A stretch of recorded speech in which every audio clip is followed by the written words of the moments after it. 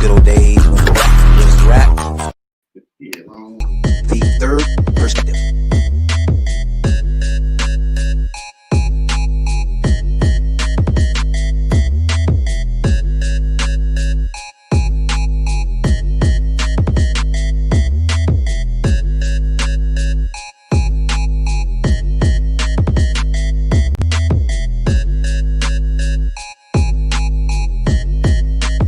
The third perspective.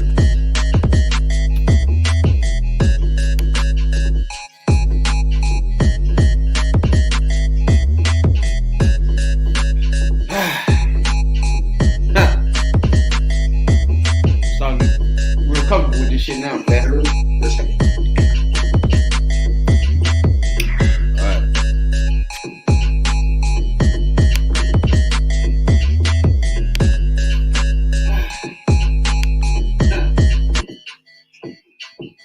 The third perspective.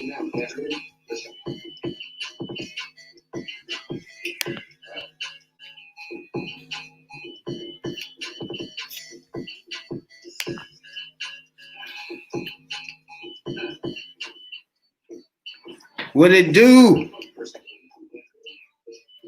Where you fucking at? Can't hear me.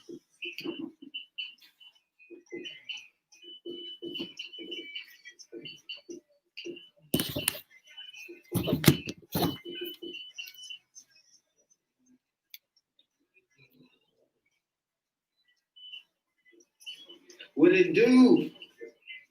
Where you fucking at? Can't hear me. What it do?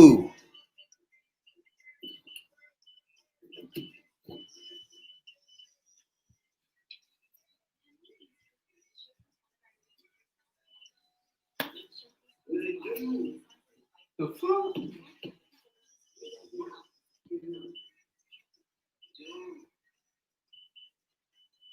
What it do?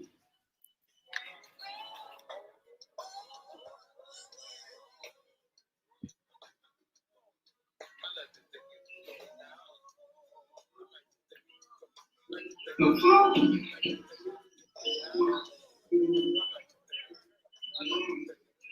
What it do? What it do? What it do? All right.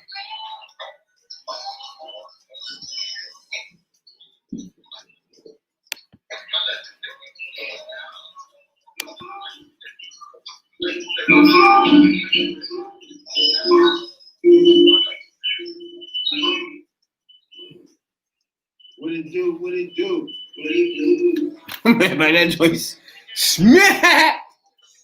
Oh, we good. Oh.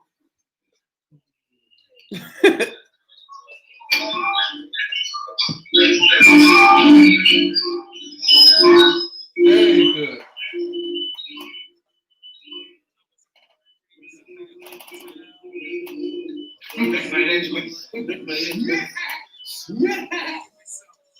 The music. I don't hear the music.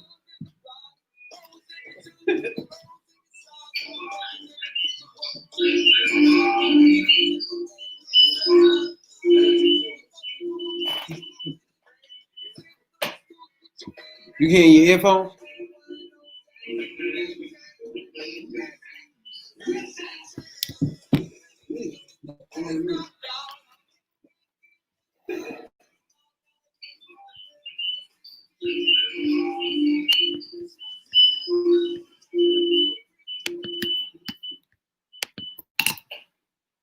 You hear your earphones? Oh, shit.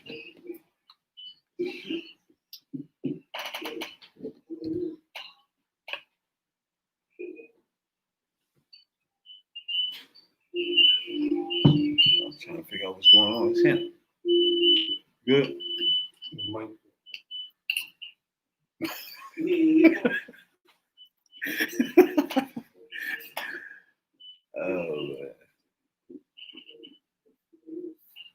Oh, that might be me. All right. Here we go. Yeah, just smack it. Smack it, flip it, rub it down. Oh, shit. All right. What it do? What it do? It is I. You tuned into the number one podcast in the DMV. I am your host, your late night supervisor, dope dealer extraordinaire, DC's own, Rad B.I.D. Jones. That's Rabbit for your internet food. To the left and the right of me, as usual, my podcast partner, Radical Rail, OnlyFans J. This is the Third Perspective Podcast, T3P. Now, even though we're in a social justice crisis, a pandemic, and economic crisis, we still managed to put up 100 videos on YouTube and 5,800 downplays on our podcast. It's all about the grind for me, baby. You know what I'm saying? I'm black and I'm proud.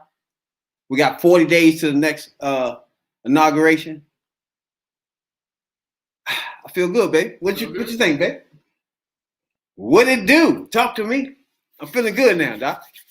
You know, it's cold, rainy, out that piece, but I feel good though. The future is bright. You know what I'm saying, doc? What you think, OnlyFans? What's going on with you, Craig? I'm drunk fast right now. But I'm straight though. That nigga say I'm straight though.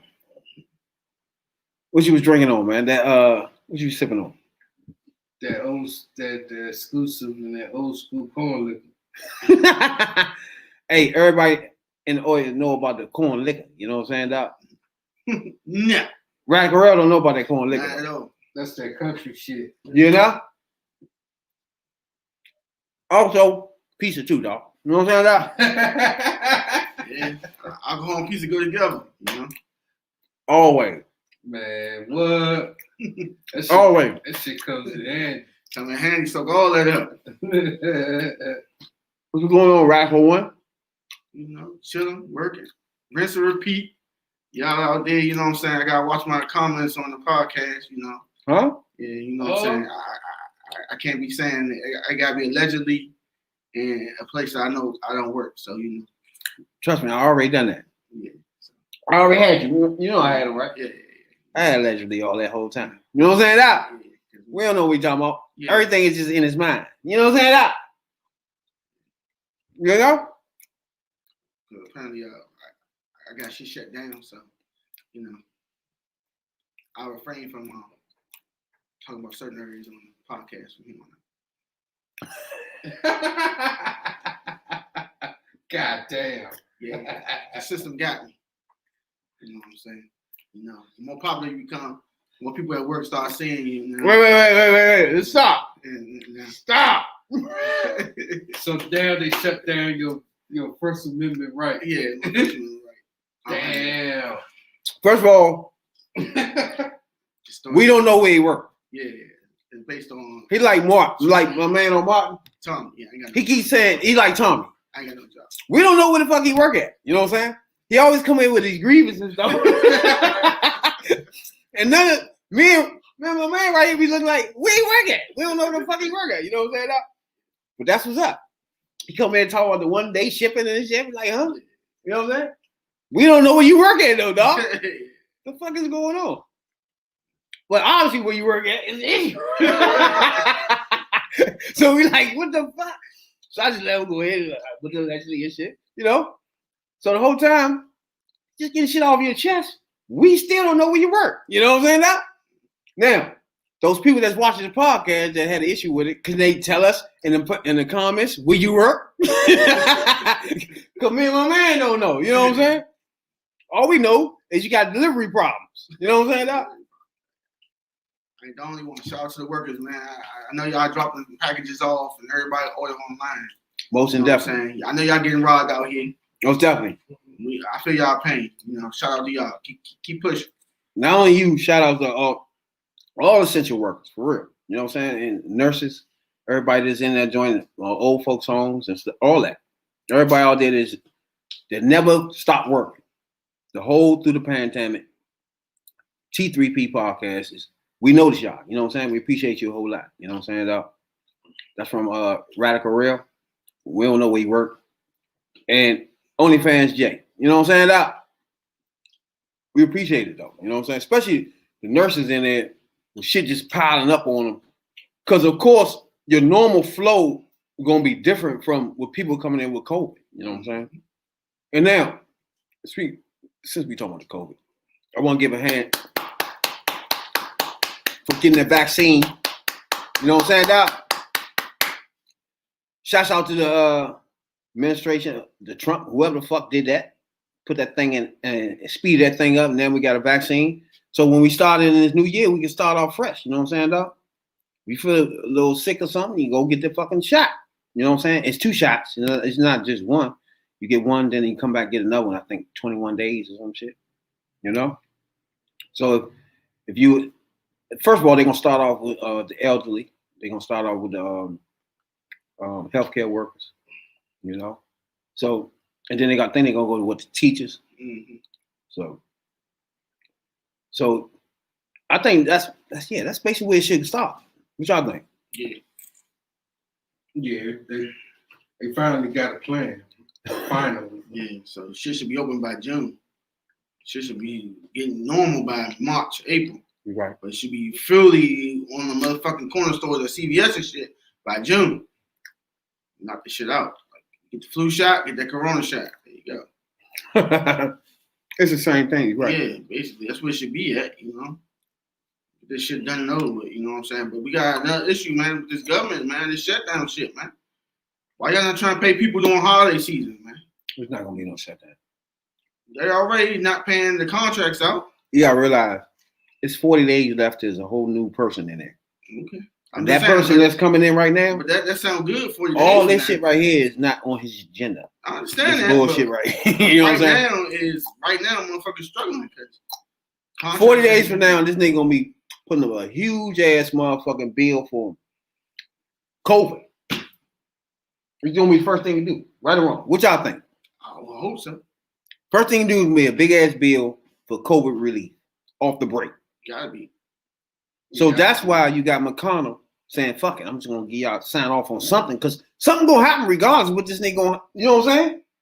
Regardless what McConnell regardless what happened in Atlanta, it's gonna be a huge bill put up for COVID relief. It's gonna relieve essential workers.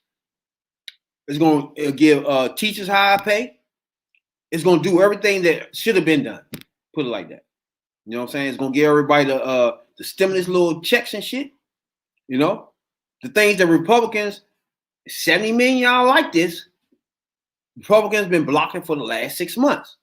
Yeah, and the GOP finally split on the decision of what to do if they want to take care of themselves, what they normally do, or take care of other people. Look like they finally gonna take care of people. Huh? GOP, they have a split, a split party. Some people said they wanted to still take care of themselves, you know, still be behind Trump type shit, and some of them said they're gonna. Half of them said they was gonna be for the people. They finally found see the error of their ways, quote unquote, allegedly. Now today is the day that the electoral college voted today. So today is over. It's completely over. Right. And that's the key point, because like I was telling y'all a few months ago, this was the only way he can steal it. And this vote right here, if all of them been like, nah, some of them tried it. You know what I'm saying? Some of the try to switch some of the votes from Biden to Trump. They tried it. It's not enough of them. But this was the moment right here I was telling y'all about. But they also said people was watching to see if they would do Of that course. shit. There was the moment I was telling y'all, if all of them say fuck it, we just gonna say Trump and let it go. This was the moment right here. All your voting wouldn't have mattered if they would have just said, okay, we're gonna switch our thing. You know what I'm saying? And they didn't do it. Some of them did. Not enough to fucking turn it all the way over, you know what I'm saying? But they tried it. Some of them tried it. So, like what I was telling y'all before, like, he passed off 270 to be president-elect. Yeah, this was the day right here. Put like that. Like after the day, all the Supreme Court. He went to 40-something cases, dog. Like, I wanted Hillary to do that in 2016. She probably would have won. And she would have went this many cases, dog. She wouldn't have done it. That's my problem. That's the difference between the parties. She just automatically said, I concede. And let the country go ahead with whatever they're going to do. You know what I'm saying? Yeah, what the hell? My man went, and he's still fighting. And then he said on inauguration, guess what? I'm going to have my own rally. Mm. Does that make any fucking sense? Mm-mm. You see what he doing, right? On inauguration day, you know what they about to do? They're gonna have a riot. That's basically what they're gonna do. They ain't gonna have a rally. They're gonna have a riot. The same shit that they just had just this past weekend, where they tried it anyway. Motherfuckers came down there, did the same thing they did last time, beat them up, stab them, and that was it.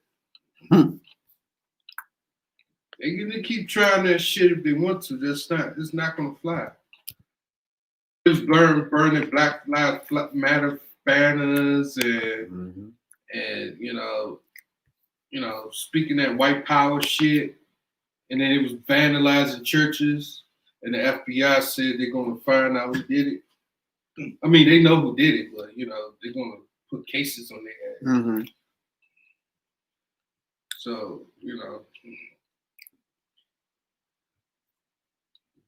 Not good. You seriously got people out here that want to be back how it was 60, 70 years ago.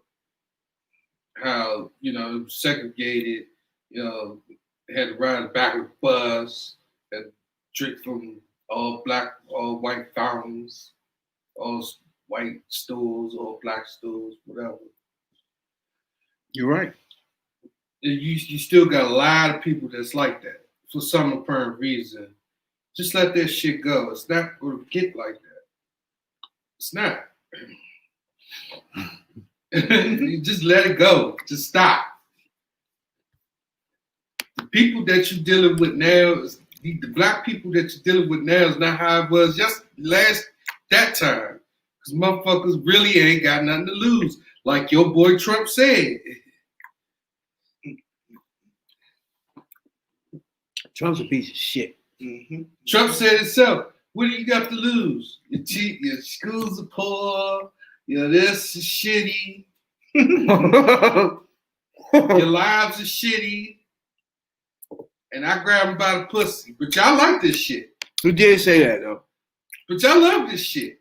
Y'all love when the president sit up there at the great American place like that when he say some shit like, I grab him by the pussy.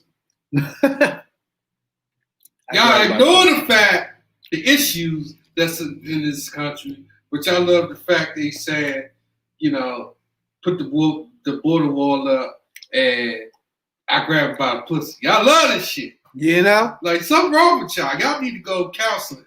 Y'all need to straighten up your priorities 70 million. first. 70 million like that shit. Yeah, y'all got to go get some help because y'all stupid. 70 million like that shit. 70 million people is stupid. Then you got the Attorney General resigning with 40 days left. Like, nigga, what? You can find out what was fraud. So I can't find it. Fuck it, I'm done. I'm resigning. Barr had to resign too. The Justice Department guy. Mm-hmm. Yeah, he resigned because Trump was gonna find him. They gave up. They was like, they know fraud. He want him to overturn elections and all that shit. He can't go that far. He can hide behind it and do what he been doing the last 4 years. Hiding the Russia shit. Hiding all the other shit.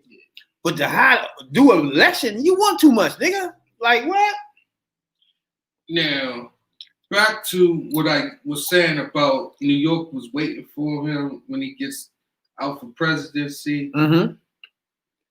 It might be a thin line for that.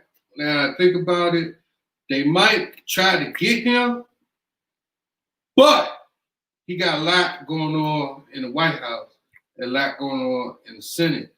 So he might turn some names in and say this XYZ, these people been fucking around for America, and Senate seats for years. You might say that shit. Tax dollars is illegally being used, which it was anyway. I ain't gonna get a $40,000 China set with tax dollars. Where the fuck are tax dollars going to? I wouldn't need to be going to. A $20,000 doorknob. $50 million golf cart. What the fuck? Like, what the fuck are y'all doing? You gotta be heated, bulletproof, shoot missiles. Man, they can shoot these nuts. Gotta be bulletproof, huh? Gotta be bulletproof. So you switch the tax bracket from the middle class, poor class, whatever, to give it to the rich class to give them a break for what? And you spending up the money. Like, that's crazy. It's crazy. It's crazy. Your man's gonna motherfucking resign because he can't overturn no election. Fuck that. So I'm gonna leave. That's all he's saying is. He want me to overturn this joint, and I'm not doing all that. That's a bridge too far. Like, that's everybody looking at you. You know what I'm saying? But they wouldn't be the only ones they'd be looking at. Like, America ain't the only one look. The whole world be looking at you. Like, if you overturn this election, though, because that's what you be doing, because you'll be overturning it. Because everybody done got in their mind that Biden is the fucking president come January. Mm-hmm. So when January comes and Trump talking about he's still the same the president, because and we still now I'm gonna let y'all know it's still one more problem. Now we passed the electoral college. Now it's still a trap door. You know what I'm saying? Now, it's still a little trap door though. You know what I'm saying? Now if the Senate vote to overturn the electoral college, then we got a problem. You get it? Then your man Trump will be still president. Now, it's no way the Senate is going. I don't know though. Yeah, they can't. Nah, because you got a lot of people, a lot of GOPs. I think that vote is Monday. I think yeah, that's true. But there's a lot of people in there that's not a Trump fan. Now, a few of them already said they voting blue or red for Trump on again. Yeah, it's gonna be a problem, but it's not gonna be enough to overturn. It's not the enough election. to turn it. Yeah, because a lot of people, like I said, there's a lot of people that's not siding with Trump, blue or red. But this shit, there's a lot of GOPs. Shockingly, I was shocked that GOP said they're not siding with Trump. But they need people that believe in the system. And if he do this to overturn the system, then the people themselves gonna lose faith in it. And when people don't have faith in the system, it's gonna be all fucking chaos then.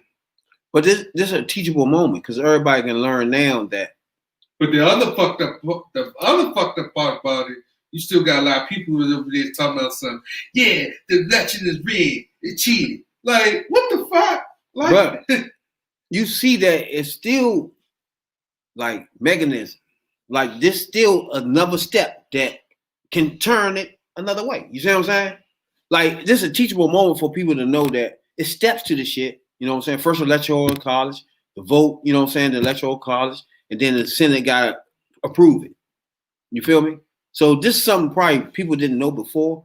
This is all the stuff that been happening all these years, but people wasn't contesting it as it was going. This is the difference that's happening now. You know what I'm saying? Trump is contesting all these steps that always been happening. You know what I'm saying? November, we knew who was president. Everything that's happening now is just signing off. So, but the president, Trump, want to use those people that sign off to sign for him.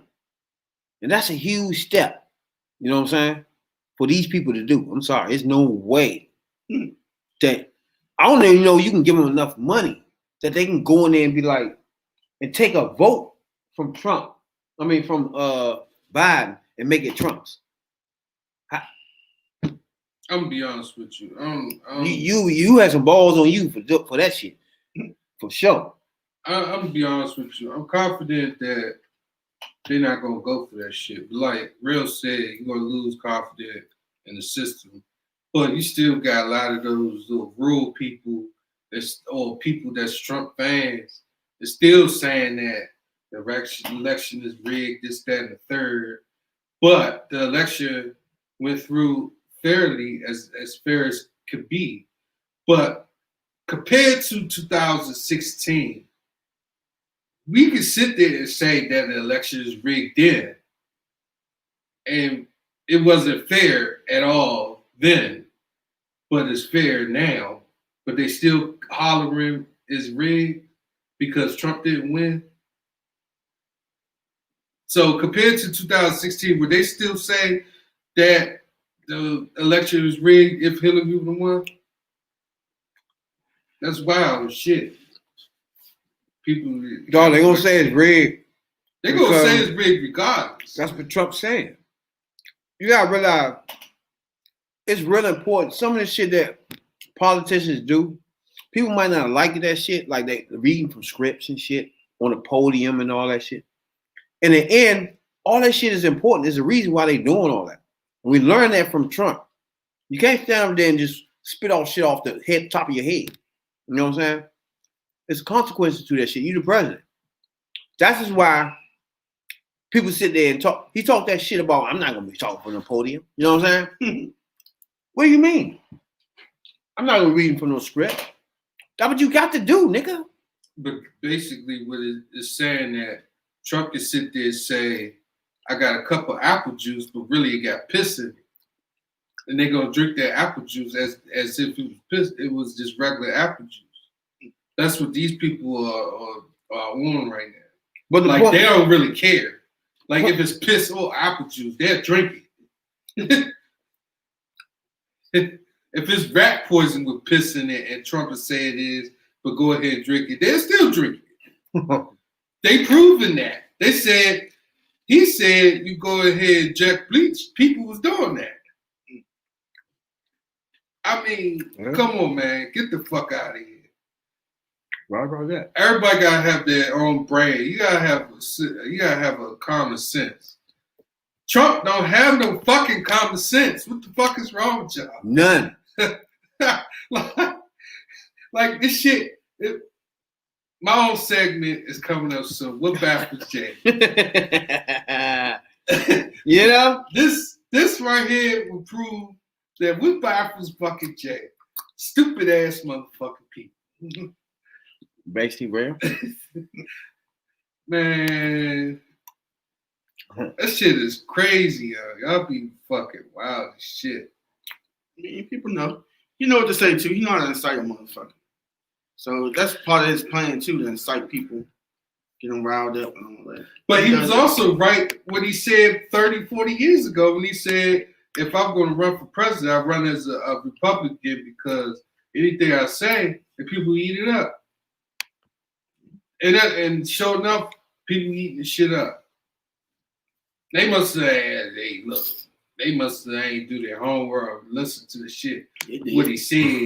They knew his mission was going to be their mission. Now, for the poor Republicans, there's a lot of them, all you people. But they still down for the cause, though, because of the simple fact that they want the same shit that happened 30, 40, 50 years ago.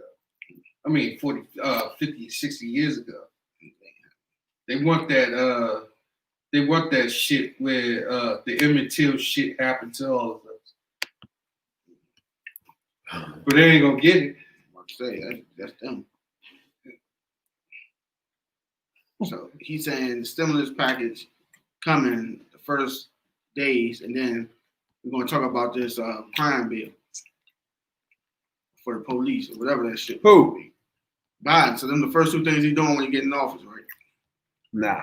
So he gonna do the stimulus that's coming, and then after the stimulus, we're gonna talk about the what you call it, that George Floyd bill. It's not. It's gonna be rewritten as something else, bro. Okay, the Biden bill. Mm-hmm. That's what's gonna happen. You right? I don't care as long as it get passed. Yeah, we need that shit to be passed. Now, if he can get that passed, then I'm sure a lot of now George Floyd. I mean, that bill is different from the crime bill type shit or criminal justice reform. That's not the same. or the bill that he You gotta know that, right? or that bill he passed 20 years ago. It gotta be, yeah. The George Floyd bill is more catered to discipline police and shit. Okay. Yeah, so there's a big debate about defund the police is a bad thing. It's really not, because you defund schools, nobody gives a fuck. You defund public service, nobody gives a fuck. So why not defund the police? First of all, Then when they say defund the police, guess what? Everybody, oh, don't do this, don't do that. Why? Because the police is on our backs. No, First of all, it's the white power structure. Right. in 2020, everybody's fucking snitches. So I know they don't want to defund the police. Who they gonna call? Everybody want to call police these days. You know? So if you defund the police, they can't call the snitch and shit. You can't have a 6'9" if you can't call the police. I know they don't want to defund the police. I know. This culture today want to snitch. It's called. No, they don't want to defund the police because it's a white power structure. Snitching is called. I think it's called clout now. Clout. You get clout for snitching now. Dang. Damn, really? Ain't that some shit? I thought you get hot ones for snitch. Yeah, you get a hot one when you snitch. Yeah. Matter of fact, you get stitches when you snitch. Now, You get a hot one when you snitch if you're not on the internet all fucking day. You know what I'm saying? For a nigga that stay on the internet all day, it's hard to touch you. You know what I'm saying? You know what I'm saying? Nigga live all day playing games and all that bullshit. It's hard to touch on that motherfucker. He's sitting there live all day. You know what I'm saying? That's why you don't see motherfuckers getting killed all day long on lives. Cause nigga live, like YouTubers and all that shit. Ain't nobody trying to protect them motherfucker. Fuck around, you got 1 million views on your ass joking this motherfucker. Like, nigga, phone money. So y'all are worried about the name of why we defunding the police instead of the why of they being defunded. That's what it sounds like to me. I know why they didn't defund. I know, and that's what I'm saying. Every time somebody bring up, well, that's a bad name, but then you need to bring up the why of defunding the police. But a lot of people don't know about defunding the police. I don't believe in none of that shit. Why not? They defund your schools. All this shit be talking points for me, man. They be buzzwords for people to latch on and start saying, I want that. But you did a whole podcast where you was talking about the schools. That's schools. Yeah, they defund the schools too, though. You ain't no problem with that, right? It's not the Yeah, same. they do. They don't budget the schools, right? They defund. That's not the same as Yes, defunding. You left behind, your school don't get no money. They under budget. It's different from defunding they somebody. Defunded the schools. Okay, hold up. They defund the public services too. When they say they budget the school, that means they defund it. That's all right. That's the code word meaning they defund it. All right, if your budget is such and such, so the teachers get paid such and such. But my point is that budget should be bigger. Union. You don't care though. Oh yeah, the union. Yeah, that's why you got teachers union for. Yeah. But that's different. Nah, we talking about they defund the schools. That's why they got police. It's cutting off pay. That's completely different from what's going on with teachers. No, the funding don't mean that. The funding means teachers are underpaid. The budget is too small. That's different from defunding somebody, taking money away. It isn't. They can make the budget for teachers high. They just choose not to. Thus, they defund. No, that's not the same. It is. They can always add more money to it. They can flip out $1 trillion like it ain't shit. Defunding is not giving no money at all. No, the police departments get money. They don't get a lot of it. Like what it is police can't do a certain thing, a service, to whatever call they make. So if a person who got like issues and then they call the police, they have to call a social worker come over there to straighten shit out instead of the police coming over there to, do brutal force and shit. So like if he have like a little mental issues and he going off or whatever, instead of him calling the police, I guess the police will be there, but then the social worker will be there too. But the social worker have to, manage things, balance things out, and they have to get some help. I mean, that's the same stuff what Captain Lawrence was talking about. But the fucked up thing about it, like DC, they closed down St. Elizabeth. So whatever resources you're gonna have the people to go to? Yeah, they've been closed that one. They've been closed that down. So they got this place called Community Connections and PIW, Psychiatry Institute of Washington, but that's it. But that's the only two I know of anyway. But, St. Elizabeth, they used to have people down there. They used to have, the health department. They got the health department down there at St. Elizabeth campus now, though. I mean, they could call them and, have social workers to go straight and shoot shit out. But teachers, the difference between that and teachers, they defund them. That's where they have the teachers union. But see, that's the thing. That's just a word. They don't defund no teachers. They defund the schools. They're just under budget. No, defund it. The budget is not enough. That's all. Okay, so they debudget the police. That's the same thing, right? Defunding is not paying them anything. They paying them. Not giving enough money for the budget. None at all. No, they're gonna give them enough that you're gonna cut the budget. So they're saying make this work. Defund. Instead of you getting $1 billion, you're getting $500 million. I think defunding, all that stuff be dumb shit to tell you. Yeah, so basically you on a word play instead of what the meaning is. All that So stuff like be buzzwords. Like so that don't like work. the funding and budget is two separate things. Budget is reality. Defunding is for making a word. That's the difference. We're going to fund this budget. The budget is what's in the government. Yeah. But the difference Ain't nothing in the government called defund. But the difference is they want to.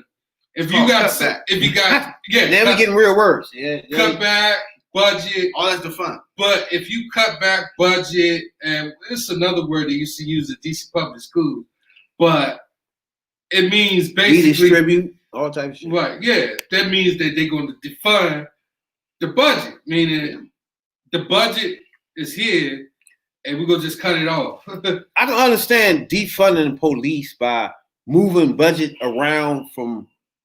I probably putting more money on psychiatrists or people that work on people coming out of jail, something like that, or going on spot talking to marriage people that's arguing and fighting instead of police sitting there doing that. That's something different. You could send money to that. That different from not giving no money at all. I ain't agreeing with that. You know what I'm saying? You keep saying not giving money at all.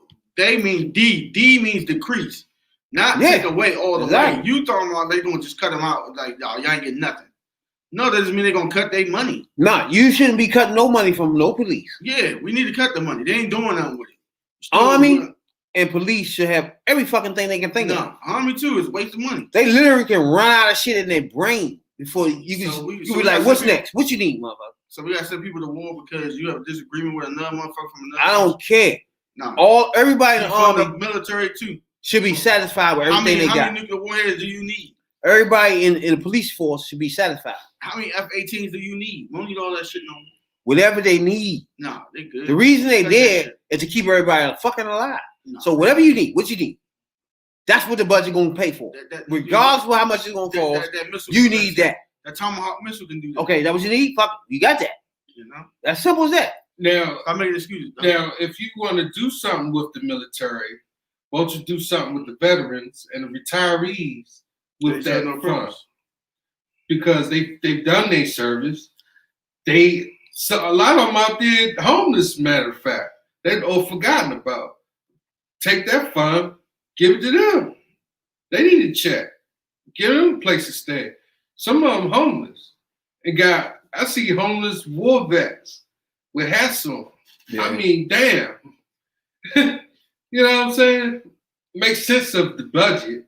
Like, you say the budget. People say the budget this, the budget that. Say what it really means. You're going to cut the shit off. Basically. Like school budget. You're going to cut it off. Then you got teachers over there teaching or halfway teaching and shit. And that's why we have this messed up system we have in the communities now, because they want to, quote unquote, budget, aka defund, or take away, or cut off. That's basically what it is. It is what it is. But that's why when you do shit like that, that's when you have halfway teachers, halfway teaching. And that's where our system is right now. And this is in our communities. You ain't gonna catch this up in a motherfucking Wisconsin Avenue Northwest and shit. sit with friends and shit. You ain't gonna catch that up there. Mm-mm. They pay good money for their education, so they gonna get it. But DC public schools or Maryland public schools, nah. When they say budget, the funds cut off, yeah. Look, I'm saying, why are we giving our tax money to motherfuckers who don't give a fuck about it? So I'm saying they don't until they earn it. Like you have high standards for schools and make sure no child left behind. Till a motherfucking cop understand that he had to do his job. You get no more money. You get what we give you, enough to maintain. You don't need none of that special shit. If you don't want to do your job, then you ain't quit. We'll find somebody to replace you. The world goes on. But until then, you ain't getting none of my tax money. So now, word wise, I understand. Defund sounds fucked up. Because we saying we're going to take the money from motherfuckers who keep killing unborn black man. That don't sound no better, right? And stop worrying about the word and find out why you losing shit. Don't know job. If you're doing bad, they take money from you. You don't get more money. Fuck, we're going to give you a raise for. Tighten up. Worry about the man next to you. No. Police are underpaid. They're not underpaid. The Army is underpaid. They're as not we speak underpaid. They're today, paid just enough. 2020, as we speak today, these two motherfuckers They're are fucking underpaid. civil service. You Correct. work in the civil service, you get what you get. You're underpaid. Nah, you straight. You get what a bus driver get. That's all you fucking do. No. Don't listen to this man over here. No. You bullshit. You ain't Police no officers, money. dog, and Army, motherfucking, they need to get paid, man. No. Like, you get to just go to work and just play and chill. Yeah. These That's niggas risk their life to make sure you can It's do a that. choice. Ain't nobody make So, you do it. But yeah, you gotta get paid for that. There gotta be some compensation. You pay taxes every day, so you should compensate them motherfuckers. The Army learn to trade. No. A lot of them come home, they go work on airplanes. No. They do all that shit. They gotta be compensated. They dog. is compensated. They get the skill, they get paid, they live free. There you go. And they get a check for the rest of their life. So you saying a And motherfucker? commissary. All that good shit. So you saying a motherfucker bang on your back door tonight and twist on that fucking bottom knob? You don't dial 911? No. Yes, you do. Why And not? wanna know why? Wanna know why? Yeah, because I pay taxes. Exactly. So you want, when that motherfucker get there, you want him to take care of this shit, right? Yeah, but So if that nigga got a gun, he going to shoot me. that nigga on the other end of He's that going to door, say, I told you to stand still, sir. okay. I'm telling you the robber's out back. If that nigga turn But the you knob, see me. got a gun, and he get there, you want that police officer to take care of this situation, I do, but he not going to. right?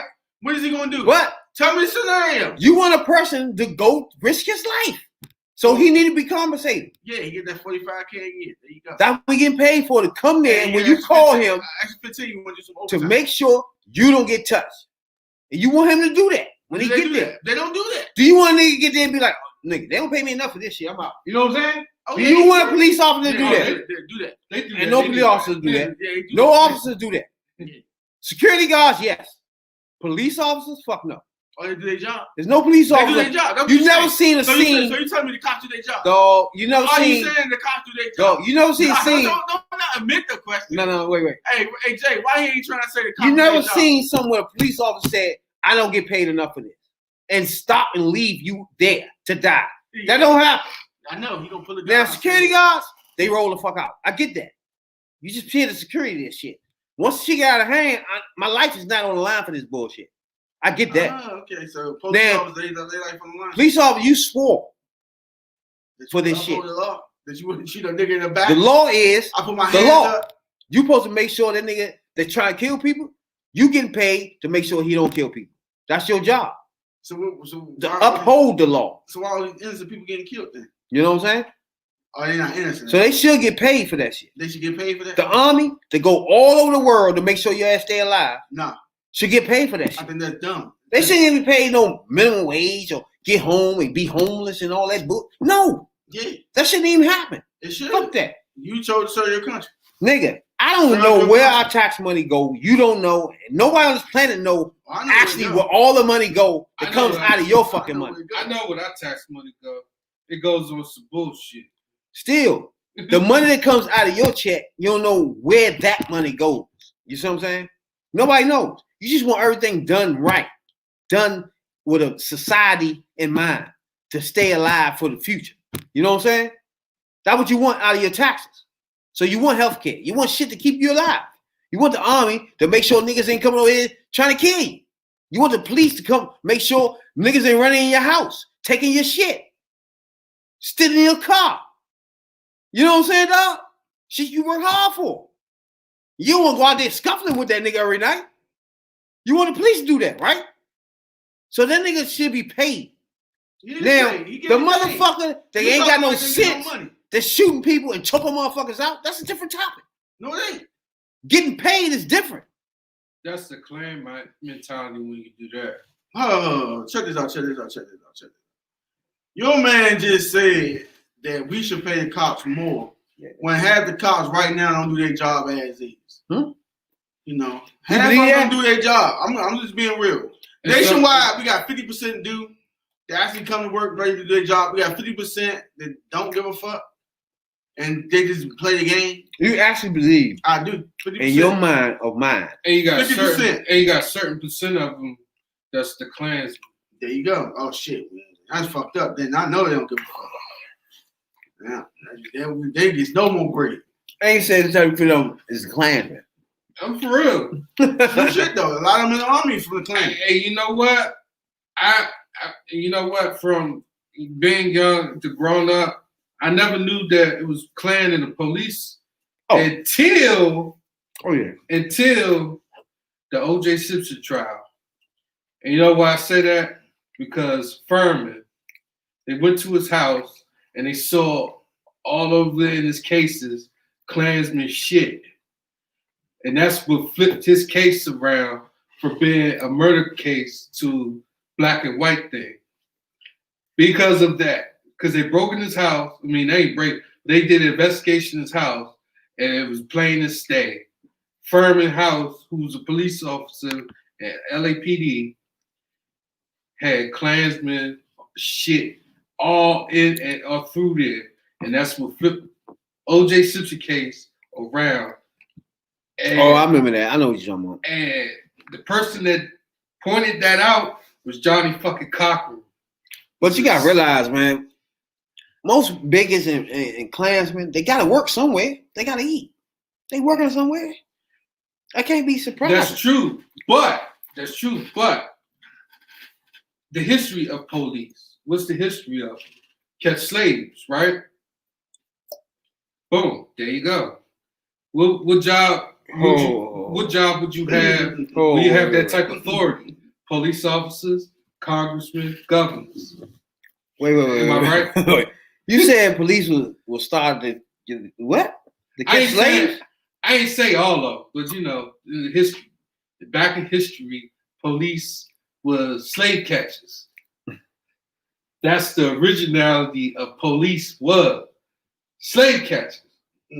The power of the Klansman or the man will be coming from the government or person with power, police officers, governors, judges, sheriffs, congressmen, White House, whatever, government. Basically, what do you think these powers is? It's coming from there. Now, police will form. The first police will form in the 1900s.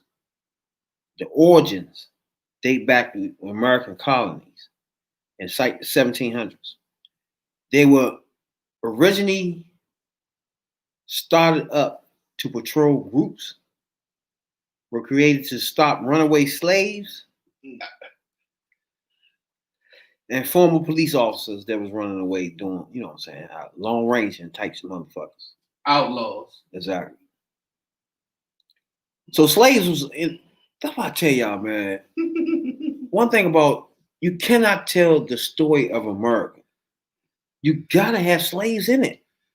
Slaves, I'm gonna say slaves in American history have to be in this shit about 99% Exactly of the fucking history. Like you can't tell a story and then don't forget that it's a a slave standing beside that story you telling. Whoever story you telling about, is a slave in it that you're not talking about. What kind of story you telling here? And tied with that 99% of that history is fucking Indians. Now, for anybody tuning in right now, it's Third Perspective Podcast. Police was originated to gather up groups, first of all, runaway slaves, and to patrol groups that were basically like hardhead motherfuckers, groups of motherfuckers, the bandits type shit. You know? Patrol motherfuckers that getting together in groups and robbing stage coaches and shit like that. You know what I'm saying? Back in the day. Stage coach. Exactly. So, because you know, back then everybody was just shooting, you know, cowboys and Indian type shit. The Wild West. Everybody had guns, and nigga, if you pull yours first, you die, and that's it. You know what I'm saying? Yeah. That was the end of it. You know what I'm saying? You call the sheriff. You know what I'm saying? The sheriff come, he got one sale and shit. You know, that's only for the drunk motherfucker in the city. You know what I'm saying? If you ain't that drunk motherfucker, get the fuck away from me with that shit. Pull your pistol off faster next time. You know what I'm saying? That's the Wild West. That's the wild, wild west. That's how the shit works. And then but once you get police, that's government mandated now. You know what I'm saying? That's the motherfuckers out there to say, okay, first of all, to start something to rile up slaves. That's the beginning of police. So the fact that they killing niggas now shouldn't be a shock. That they started. The beginning of police was to rile up slaves. That was their job. But you heard what I just said, right? I said police, the man in power, which is who? The white man. Well, the man in power, the bigots, Round the up racists. Round up all immigrants, all slaves. That's their job. And eventually, most words are Spanish. Y'all know most words are Spanish. Like black people, they use the Spanish word for that. You know what I'm saying? We use all Spanish words for some of this shit. You know what I'm Spanish word for black is Negro. Exactly. Negro. You feel me? So all this shit come from the early stages of America, where we already know where they took over Hispanic countries and shit. That was off the break, Cuba, all those countries and shit. And you could tell because the all our words come from Spanish. Y'all don't understand all the old words that we use today. Negro, that's black for Spanish. You know what I'm saying? We use those words. People don't realize that. Y'all here educating humbugs. People don't realize that we use Spanish words from back in the day. So if you read Negro in dictionary, Policia. it means a member. It means a member of a dark-skinned group of peoples originally native to Africa south of the Sahara, relating to black people. It's offensive and dated. That's what Negro is. Negro. And trust me, I'm a Negro before I'm an African American. Trust and believe that. So it's not offensive to me. Please call me a Negro. I'm telling you, please. Okay? African American is to me is something that don't exist. Something that 50 years from now, put it like this, African American to y'all. What do y'all think about that? That's a proper word of saying Negro or nigga. The radical one? What you think about that word itself? Don't trigger me like that.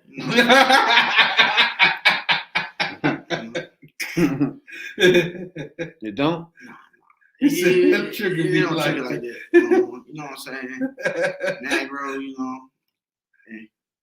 I would call chocolate latte. I don't know. Like it's no, you can't call me a Negro and I be mad. I want you to call me a Negro. That's what I am. You know what I'm saying? But African American to me is like a slippery slope of. That's not a black man to me. That's not a Negro. African American can be anybody.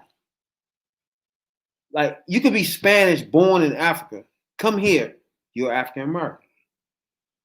You could be pure white, born in fucking. Where white people at? South America. Give me a South country. Africa. You said white people? Poland. You could be born in Poland. Go to Africa. Come here. You as an African American. So that word alone to me is so diluted. 50 years from now, I don't think we going to exist if we go by that word. Do you understand what I'm saying about that? So we're gonna be there. We can actually be washed away if everybody can use our word. If black is African American, you know how many people can be African American that are not black, not rooted in black history, not in the slave words, not here. Your blood is not dripping slave blood. You know what I'm saying, dog? So You literally a white person. Define it, the Black American. You literally a white person Black American that grew up in Africa. Now you're here. Now you're African American. Now that don't make you a Negro, a black person that's dealing with racism in America. Now you see what I'm saying? So you could be a Chinese person coming from Africa and you're African American. Simple as that. Literally, you are African American. I know it's an African American that's Chinese out there right now. Tiger Woods? Or white. Tiger Woods, yeah. So you literally can't say African American, just pure black. Janae Nico. Negro, you's a black. You black. That's black. You know what I'm saying? Negro is black. That's black. That's black. African American, slippery slope. African American, slippery slope. That gets slippery. We disappear 50 years from now. I don't know. We gonna still be here? If everybody can call themselves African American and that means you black? Like really? At that point, I think we'd be niggas. Back to niggas. Trust and believe. African American is one thing I don't want you to call me. Trust in that. That's not on the birth certificate anyway, so I don't give a fuck. Negroes on my shit. I think black on mine. I'm definitely from DC General. DC General. Black on yours. I'm gonna bring my joint. Next podcast, I'm gonna bring my birth certificate. I'm see what's black of African descent. I'm see what's on my birth certificate. Nigga born in African descent. That's what they say. DC General. I want to see what's on my birth certificate. I know my mother was like 18. There's no father on my shit for sure, and that's it. Dang. So my mother was like 18 years old when I was born. Though I was more raised by my grandmother. Like everybody know that my life is guided by my grandmother and shit. You know what I'm saying? Like I opened my barber shop. You walk in my shop, you see my grandmother's face smiling at you. You know what I'm saying? That's the first thing you see. You know what I'm saying? So it's like I never forget her. She was like, she was literally my mother. Mother was like my sister to me almost. You know what I'm saying? We was like cool together. You know what I'm saying? I don't know. It's a hard dynamic to explain, but my grandma was like, it's hard to explain that. You know what I'm saying? It's like she was more like my mother. She called me son and shit. It was more of my mother to me than my mother itself, because she was more closer to me. You know what I'm saying? It's hard to explain, because she had me when she was 18. So my grandmother was more running things when I was coming up. You know what I'm saying? So that's how that looked to me. So my mother was younger. She chilled with me more. She smoked weed around me and shit. You know what I'm saying? Like, I don't remember a day in my life that weed wasn't involved. You know what I'm saying? Like, when I was coming up, it was roaches all over the place. Weed, smoke, when you walk in the house, you know what I'm saying? It was just, since I've been alive, it's been weed in my life. You know what I'm saying, dog? It's just crazy. My mother said she was smoking when I was in the stomach. So that's it. You know what I'm saying? That means from the womb, nigga, herb been in my life. You know what I'm saying? I think if I fuck around and don't fuck with weed, that I might have a reaction or something. You know what I'm saying? You know? But my grandma, you know what I'm saying, been like, but that's for here. It's for here for you, for me. You know? It's here for everybody. It's the earth. You know what I'm saying? Yeah. Yeah, I don't know. Some shit is just, I don't know. It's just hard to say. It's just hard to say. You know what I'm saying? You know? I was just born, when I was raised up, man, it was just my grandmother was the focal point to everything. You know what I'm saying? So that was the thing. You know what I'm saying? My mother was like my sister, like, or aunt maybe. She was like more friendly with me, not discipline me. Y'all understand what I'm saying? Yeah. I don't know. So, because my grandma was more the person like, what the fuck y'all doing type shit. My mother was like, come on, you can do it type shit. Yeah, I give you type shit that grandma don't want to give you. Grandma don't want to give you the extra candy before you go to bed. I'm going to give it to you. You know what I'm saying? Me and mom was cool like that. You know what I'm saying? Grandma was grandma. Like, she would whoop your ass, nigga. You know what I'm saying? So I told you don't do that. I told you get out there and vacuum, first of all. know what I'm saying? We're gonna have me vacuuming all types of shit, Slim. Her favorite line. Don't make me tell you twice. Oh no, Hit her second it's time. not gonna be a conversation 2 times. You're gonna feel something that second time. You're gonna see stars like, oh shit. Okay, I'm doing it. No, what the hell you talking about? I'm doing it now. Fuck around. You know what I'm saying? But you look back at it, she was the more aggressive one, but you'll realize that she was the more one. You loved her more than anybody. You know what I'm saying? It's crazy to explain that shit, you know. When you look back on it, she was more mean about a lot of shit than everybody else. No, she was just setting the boundary. Exactly. And you realize at the end, it's like, Yeah, you needed that boundary. she needed that because at the end, our house turned into a motherfucking crack house. You know what I'm saying? After she passed away. You know what I'm saying? So it's like everything teetered off the fucking rail when she passed away. So it was obviously she was keeping shit together. You know what I'm saying? That was the clean part of that. I noticed that as growing up, like when she passed away, it was like things just fell off the rails. You know, like that's when I turned to, yeah, that's how life ended up like that. You know what I'm saying? When lights and shit started turning off, and eating the egg salad sandwiches every day. You know what I'm saying? You know how you mix the egg up with the mayonnaise and shit. Dang, That was it. Y'all ain't eating with sandwiches and shit. That's what it's called. Yeah, with sandwich. We was crushing those joints. Wish had some meat on that motherfucker. With sandwiches and shit. Dog. With Fuck that sandwiches, shit. damn.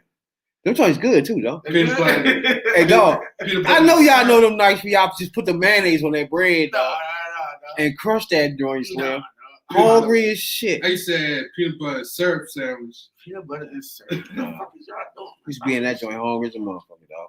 Nah, shout out to the liver out there. You know, that pottage meat for the win. Oh no, that Oh, yeah, shit's the- terrible. That pottage shit, meat for the win. that shit Hey, is terrible. That, Potty meat. Hey, that hey, potty meat product. hey, if y'all don't know, I better spam somebody because that spam was on point, dog. That potty meat. Yeah, that pottage meat was on point. That potty meat product. It was called potty meat product. Oh my god, yeah. That shit look like dog food. Oh Like, my yo, god, yes. Hey, doing that saltines. Hey, mama kept that shit in the house, dog. I missed that shit too. That shit was terrible though. That is sardines. And But when saltine you- crackers, that shit was on point. When you That's hungry, you crushing that shit, Yeah. yeah. Motherfucker. We used to have that sardines. We used to have the farina in the box. They had the picture of the big round baby on the front of it with the government cheese. I know what you're talking about, yeah. They used to give away that shit. Yeah.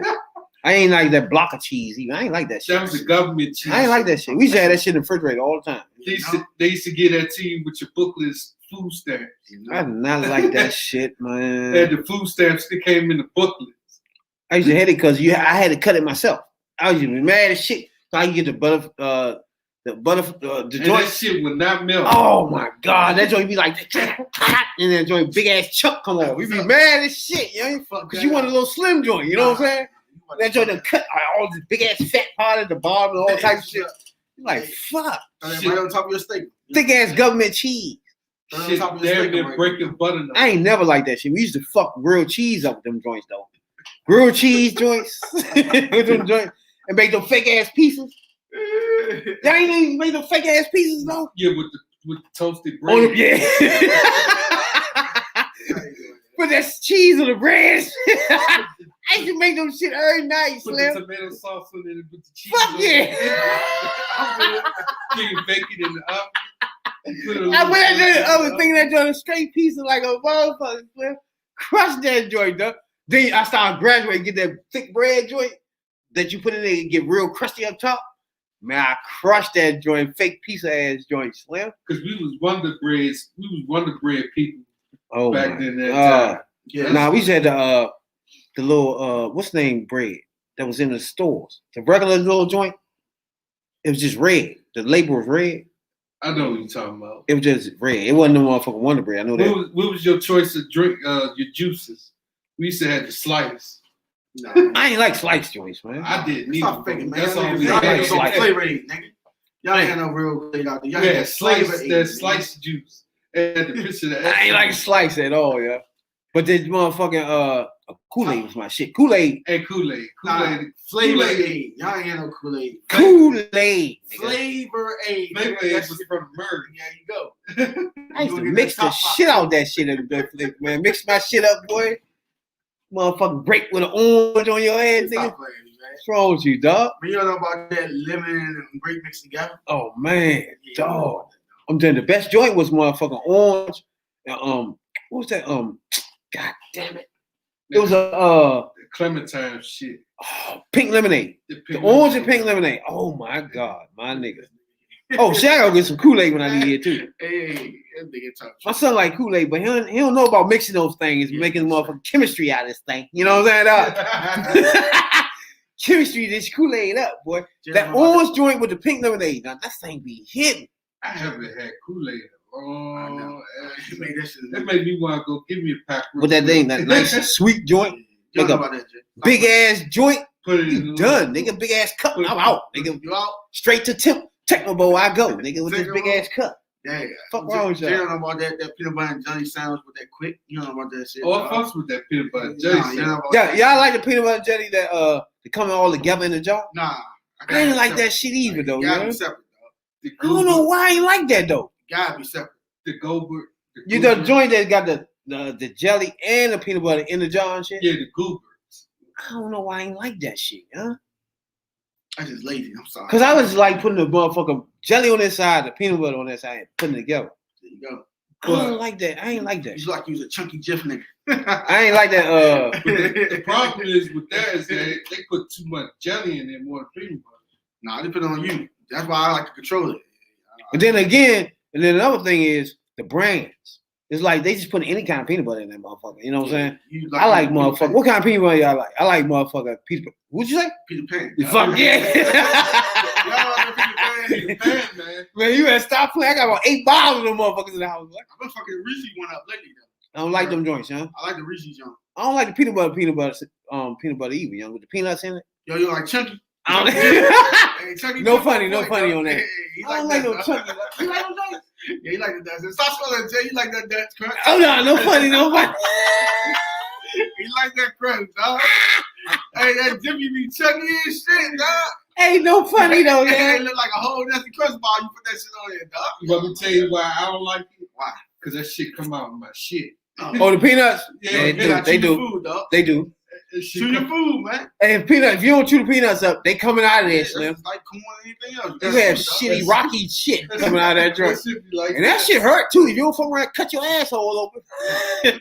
Yeah, shit coming out of peanuts coming out of that motherfucker, Slim.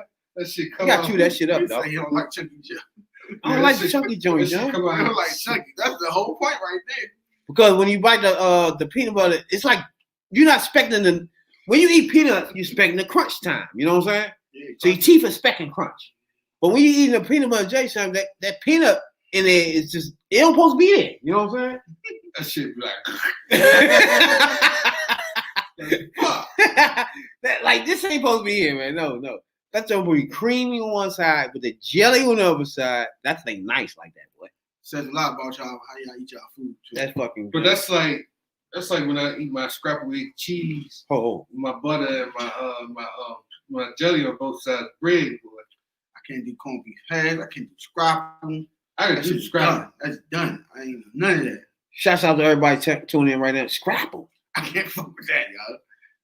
I can barely do pork sausages now. Yeah, I can't do scrapple. My grandma was real country. Yeah. But she ain't even cook scrapple too much. Country, that Alabama shit. She cooked a rack of shit. But What about scrapple, she Elkridge? What about Elkridge sauce? She fixed Then okra, elkridge. She fixed all that shit. I can't do that. She filled my grandfather used to eat his shit raw. What's that called? Ugh. Red? What's that called when you get your steak and all that shit? Yeah, rare. Medium rare, and then it's the thing when it's bleeding and almost some shit. Rare. That's rare. It's rare. You cooking it? My It's cooked, grandfather, but it's yeah. barely cooked. My Yeah. grandpa used to love his shit. But like that's that. how you're supposed to eat your steak. You're not supposed to ever get it well done. I ain't Willie gonna Jones. do it. Shout out to Willie Jones, man, my nigga. But he used to motherfucking eat motherfucking joints. The blood was still on the fucking plate. I'm looking like this shit Yeah. like, Grandpa, that you about to eat that though? You know what I'm saying?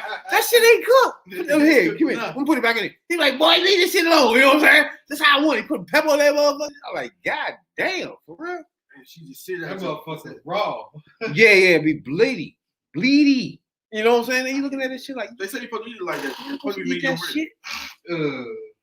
Dog, he would And for that blood dripping out of it. He used to eat his steak every morning, every day, bleed, raw, bloody.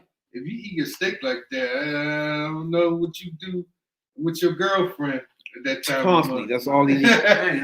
Oh no, Dre look like he pumped through blood. Willie Jones. Dre pumped through blood.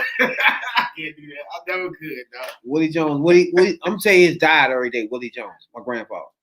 That ain't get you eat, motherfucking. What I just told you. And then the vodka. What's that old school vodka shit? The Russian shit? Velikov. Oh my god. That's the cheapest shit out there. Alky, dog. That's the One of those Alky joints in joint. the morning is What's about, up? I think it was a quart or something. A big joint. The big joint is like $15. But One back of those in the day, joints it was like By, I say 7 o'clock, my grandmother beating his ass. And that motherfucker chasing his ass through the joint. Dog, he used to drink one of them joints every day, though. You know what I'm saying? Vodka, nigga, straight. Constantly. And then that red, what's that called again when you do the steak like that? Yeah, rare. Red shit. Like, who thought of that? I don't know. Why would you eat your shit barely cooked? They said aristocrats like that shit. Literally, my grandfather eats his motherfucking steak. The shit was bleeding. Nigga. He No, put no. salt and pepper on blood. I'm looking at this nigga like, you need to put that shit back in that pan No. ASAP. You know what I'm saying? Out. Also gonna turn off for me. I'm like, I don't want to see no blood. I don't want to It's see good. no some blood off that shit. You mad as a motherfucker. I was Yeah, like, man, y'all ain't cooking this joint. Put this motherfucker in the oven, man. Get this blood up out of here. Yeah, my grandma used to cook all that country shit. I mean, when I first learned how to fry chicken, I was cooking that motherfucker at too high. I'm gonna say, you gotta cut that out of Yeah, there, because man. the inside Yeah. is still raw. as The crispy and motherfucker. look good as a motherfucker. I bite into that motherfucker, blood screaming in the eye. Nasty I as said, shit. she said, you cooking too fast. Cut the Yeah, eye down. yeah. You gotta poke it a little bit, get the blood out. Fuck Take your yeah. time with it. One thing about that, my Yeah. grandma didn't let nobody come in the fucking kitchen for nothing. You ain't coming in cooking, motherfucker. And I learned that cooking a quarter is the hardest thing ever. I cut that motherfucker in half, from here on out. Separate the leg and the thigh, then cook it. Then after that, I put it in the oven for a few minutes too, to get that blood out. Nah. Grandma ain't play that. I first learned, she's like, yeah, it looked good, didn't it? I put that motherfucker in, I tell you, it was blood everywhere. I said, what the fuck happened here? When I first cooked chicken, it was done. I ain't never cooked. Did I ever cook chicken? When I cooked chicken, it was done. But right there, when you get to the bone, that shit was red as a Yeah, motherfucker. like, cook. Yeah, right at the bone. you That's got. how I learned Yeah, that. You gotta be patient. it's cooking too fast. Yeah. Yeah. My first rule, she taught me, said, patience. See, I think I was like 12 years old. after that, it was always boneless chicken. Yeah. Everything was boneless. Boneless chicken breast, anything I could put in the oven, bake that shit. That's all Shit, we me, eat. it was like chicken strips from Murray's and shit. Oh, man, I miss Murray Day. You get the nuggets, Man, I used to shrimp, fucking steakums up, man. Y'all better stop playing. steakums, The steak the was T-bone box of steaks. That you want me to get everybody get one T-bone. I fucked that joint Sunday morning with some eggs. Everybody get one T-bone. Everybody get one T-bone. yeah, they only came with like 4 or 5 of them. I was getting 2, everybody else getting 1. That's it. You get one That T-bone be on point. You know? You head hunting in the box looking for the one with both sides got a lot of meat on it. I used to fuck with the little baby pieces there. T-bone? No, the pieces from Murray's. The little small little 6-inch pieces. Oh, pizza. Yeah. Oh, yeah. I know what you're talking about. Tombstone used to be point. I don't know what happened to the microwave jump. Them joints used to be good as shit. Tombstone? Yeah. Or back in the early 90s. Yeah, the little microwave joint. Yeah, them joints, you put that on a little I know what you're paper. talking about, yeah. Put that joint in where you doing. And you know you what done? else Jones that used to fuck with that out of Murray's? The Popeyes. Oh yeah, that's still to this day fuck them joints up. I didn't put 2 on. Hold on, I what? got fat. You didn't fuck the Popeyes up? Popeyes. Yeah, Oh, yeah, that was What are on you point. talking about, Them nigga? like 50 cent, 35 cent. My Like, girl yeah. talking about trying to make some of them joints. I'm like, Yeah, that's what's up. That's them what's joints up. good as fuck, Slim. Yeah, them joints used to be on court. Especially with like the night and shit. Yeah, it's Put nice one of and them joints in the cold oven, yo. outside. Turn on a motherfucking movie. That's what you do with your girl. Hey, That was good. niggas out there, that's a pointer. That's a pointer right You know what I'm there. saying? Popeyes, nigga. Top 5, stop like Then write that down. Popeye. Popeye when it's cold, put a Popeye out. Hey, Netflix and Popeye. You know what I'm saying? Now?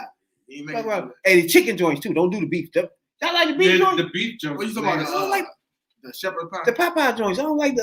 Yeah, I ain't like the beef I joints. don't Them like joints the beef was joints. salty. They call them shepherds. Shepherd pie. I don't like. Yeah, the them joints was salty. But I remember when they had the in the tin joint at first, we had to just put it in the oven. I don't like Popeyes. But then they had it, so you had to put it in microwave water. In the Yeah. oven. But when they first came out, it was a tin, so you had to put them in the oven all the time for like. I ain't like 35 them minutes. joints. I ain't like that joint with the beef in it. I ain't like that beef shit. You don't like the beef. No funny though. That shit was salty. I ain't like the beef shit. He said no funny. No funny, yeah. The beef joints was salty to me. I just don't like it. The taste of that was different from the chicken joint. You know what I'm saying? Shit. We used to make her at work with the turkey pot pie. Oh, that motherfucker. Turkey pie. All that leftover turkey, put that shit in that pie. That don't be bomb and shit. Yeah, boy. Man.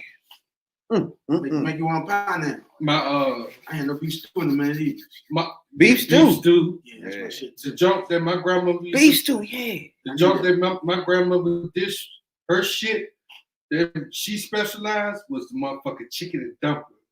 She used to make the best motherfucking chicken and dumplings. Oh man. That chicken and dumplings is I ain't really eating chicken and dumplings like that too much, man. it's almost like stew, like chicken stew or something like I know that. you're talking about. But it had dumplings, you know. I know what you're talking about. Yeah. That shit was good. Oh, that was her shit. Yeah. Outside of salmon and rice. I was just about to say my grandma's favorite dish was motherfucking fish. Fish and rice. Fish and grits. If it's in the morning, it's grits. If it's night, it's fish. I mean rice. Huh. I ain't had fish in a minute. What's the fish?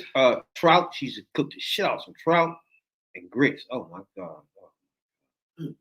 It was like, grandma, that's why I say it's different from females today, women today. Because grandma looked forward to waking up. I don't even think she went to sleep. Waking up My grandma and cooking shit, you know? Like she wouldn't look forward to everybody fresh waking up and smelling that shit. You know what I'm saying? Like that was her thing.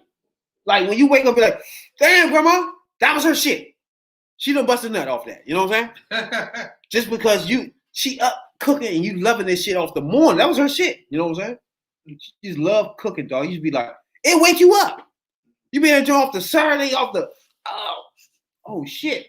What the fuck going on, bro? I'm about to come down there now. You know what I'm saying? Now, Yeah. you can't sleep. Yeah, my grandmother, she used to love cooking. Oh my God. Outside of looking at Benny Hinn Ministries in the morning, BT and shit. Just cooking was the thing, Slim. It's like And Bobby Jones Gospel. and lunch. Everything was cooked. Lunch was cooked. Yeah. Ridiculous. Some days. Nah. Some days I got a sandwich. It was like, nah, you know, it was like My grandma used to sandwich, cook though. every day. grandma was cooking, nigga. She was cooking every day. My I don't give a fuck. It was just some black eyed peas and just some simple shit today. It's a salad on the side. It was being cooked today. Everything was being fresh. No, when you wake up, shit was smelling. When you come home in there, and shit was smelling. It was all day long cooking, nigga, with grandma. Period. The chitlins. I don't know if you eat chitlins. Nah, hell no. No? No fuck no. chillins, no kidney beans, no lima beans. I don't fuck with no bean.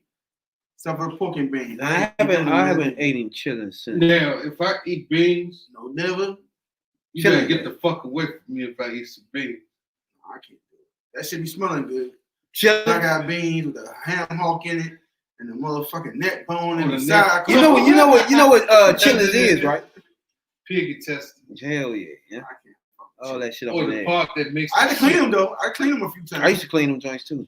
I did that in the greens. I know. Trust me, if you fucked up, you was gonna eat it. Yeah, I used to have to clean them joints too. Well, my grandma used to clean the shit out of them motherfucking chitlins though. She started in the morning. You like, what the fuck you doing? She said, "Oh, thank you for coming." Took her the other gloves off, had them gloves to you. Show you how to do one. Yeah. She come back, check behind. Yeah. My thing was cleaning greens. My grandma used to do the peas like that with me. We used to sit there and pop them little peas and shit. I couldn't do that. That in college, I couldn't. I used to like doing that part. I couldn't clean. I hate cleaning the greens too. Like, I used to doing the motherfucking peas. I ain't like the greens part. She ain't call me too much for the greens. that shit was But annoying. peas, Yeah, nigga, gotta you sitting make your sure ass down with the peas. Yeah, make sure you gotta clean them greens. Yeah, 'Cause you trust got- me, you gonna see all the shit floating in the water. All the shit floating in the water. She said, "This is the important reason why you supposed to clean them, and then rinse them and then clean them again." I was like, "Damn, man, all this shit on these Yeah, greens." you gonna start seeing some fucking ants floating in there and shit. You'll see some bugs floating in the pot. It's gonna be bad as shit at you. My favorite line: "You would have made it on the farm." I said, "You're right. I wouldn't have made it on the farm. The farm was not for me." Yeah, that's crazy. They were like, "You ain't gonna make it on the farm." No, you're right. You right on point about that. Nah, not a farm boy. I ain't milking no cow. I ain't cutting the hell out of chicken. I ain't eating dead. I ain't doing none of that country shit. Yeah, my grandma was real country. Yeah, just doing all that shit. I'm a city nigga though. But she used to do so much country. She cook rabbit, all that shit, deer. All that shit tastes the same though. You know what I'm saying? But the last time I ate chitlins was she cooked a pot of chitlins, right? Before she passed away. It was in the freezer. And like a week later, I put that motherfucker out and put it on the oven and ate that shit. It was the last time I ate chitlins. It was my grandmother's chitlins. Crushed them joints too. Eating that pig shit. Chitlins, rice and neck bones. Oh my God. If you're in North Carolina, you know what I'm talking about when I say neck bones. Huh? Yeah, the rice neck bone joint. Oh my God, that thing, man, I crushed that shit. That's my favorite dish ever. My mother would be making it for me now and shit. That's my shit. I'm trying to get my girl to learn how to do that shit. You know what I'm saying? You know, the rice and neck bone joint. Everybody know about the neck bone joint, but that rice and neck bones, oh my God. Shouts out to everybody tuning in from YouTube. You know what I'm saying? Spotify, Google Podcasts, Apple Podcasts, wherever you get your podcasts at. Facebook group, we appreciate it a lot. That ambulance go past, you know what I'm saying, dog? Twitter, appreciate everybody from Twitter that tunes in right now, you know what I'm saying? Appreciate you a whole lot. This is Third Perspective Podcast. You know what I'm saying, dog? Third Perspective. Now, I don't know if y'all know who this is, right? John Doe. Yeah. The academics. So yeah, it's a first of all, what y'all think about academics before I go into what's about to happen? He just caught on at the right time. You know, he stream and he do a whole bunch of other shit.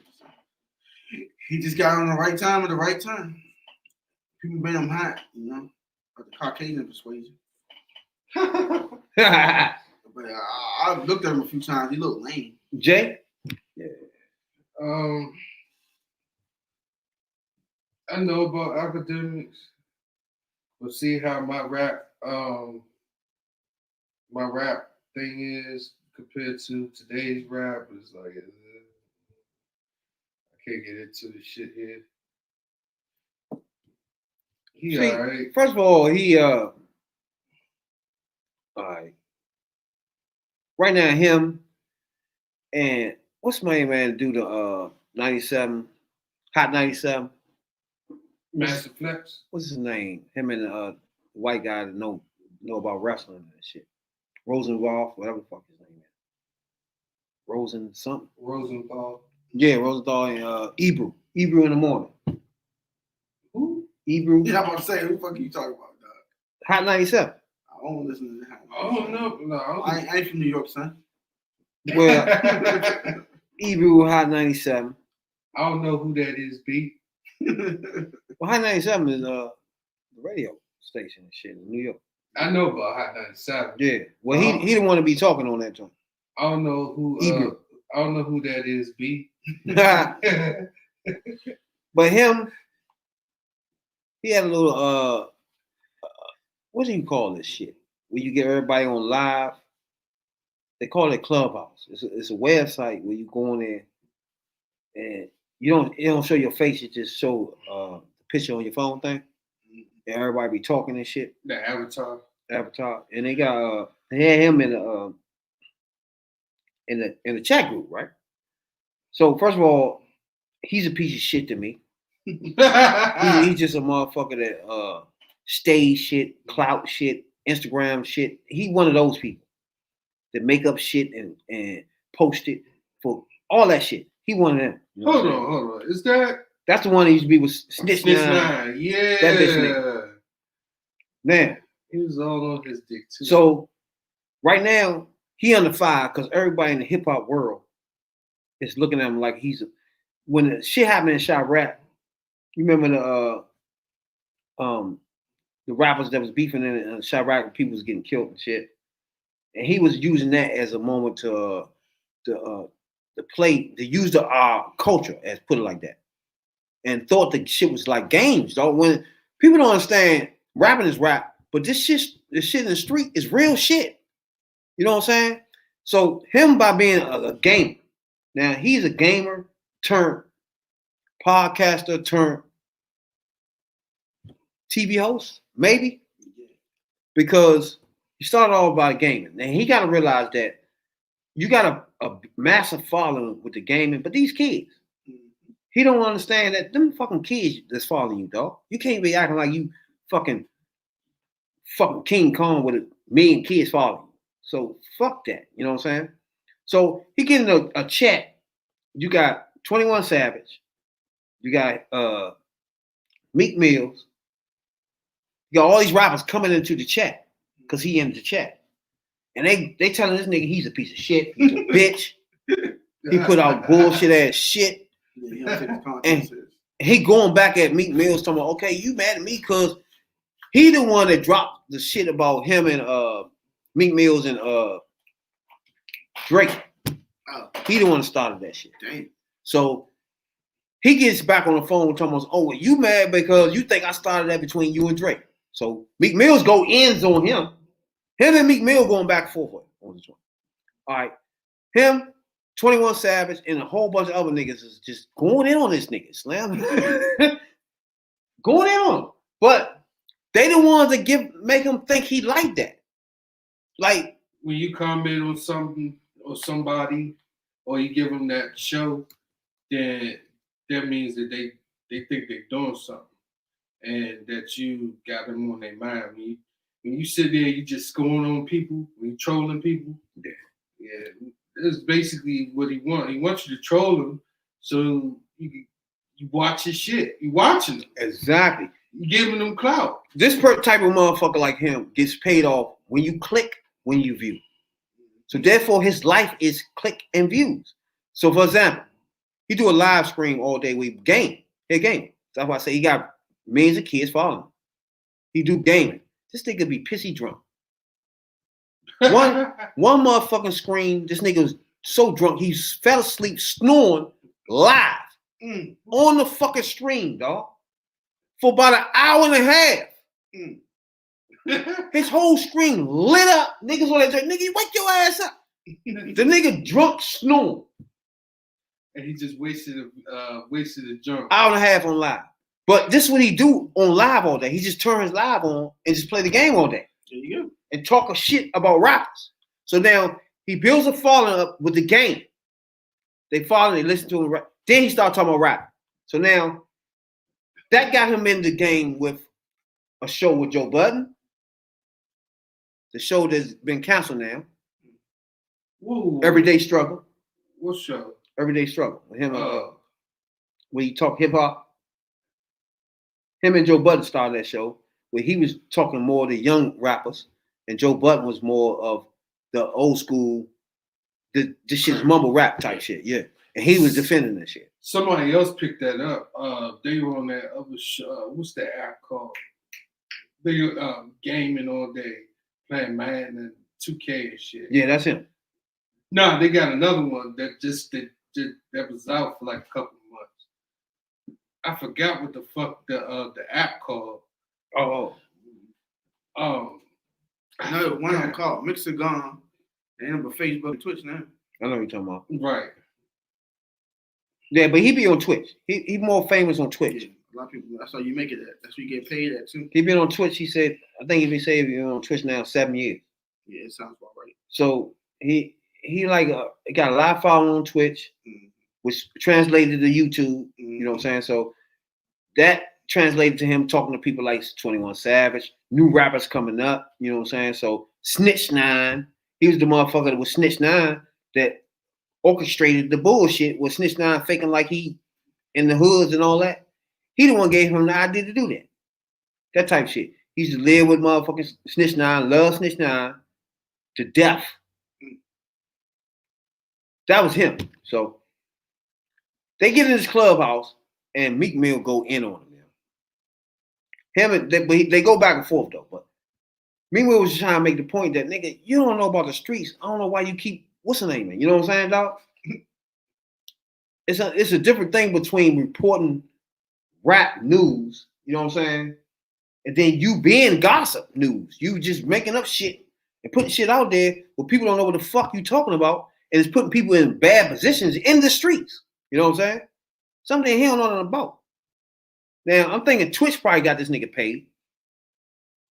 YouTube, Twitch together probably got him a little penny. You know what I'm saying? You know? Then he working on Everyday Struggle, a little podcast joint. But overall, he can't keep acting like he the culture, because he not. Like, nigga, nobody give a fuck about you, dog. But I'm gonna play, it's him, Meek Mills, 21 Savage. All in this group is 600 people in the group. Y'all hear me now? Yeah. It's called Clubhouse. 600 people was in this group. Yeah, DJ Academics. Meek Mills came in after 21 Savage was already ragging this nigga. There was so many rappers talking, I don't even know who was who at the time. You know what I'm saying? Everybody was like, "You's a piece of shit" and all this shit. So I'm just gonna play the joint. Like, fuck you, you dirty fat bitch. Yeah. You know who academics is, bro? Academics ain't cool, bro.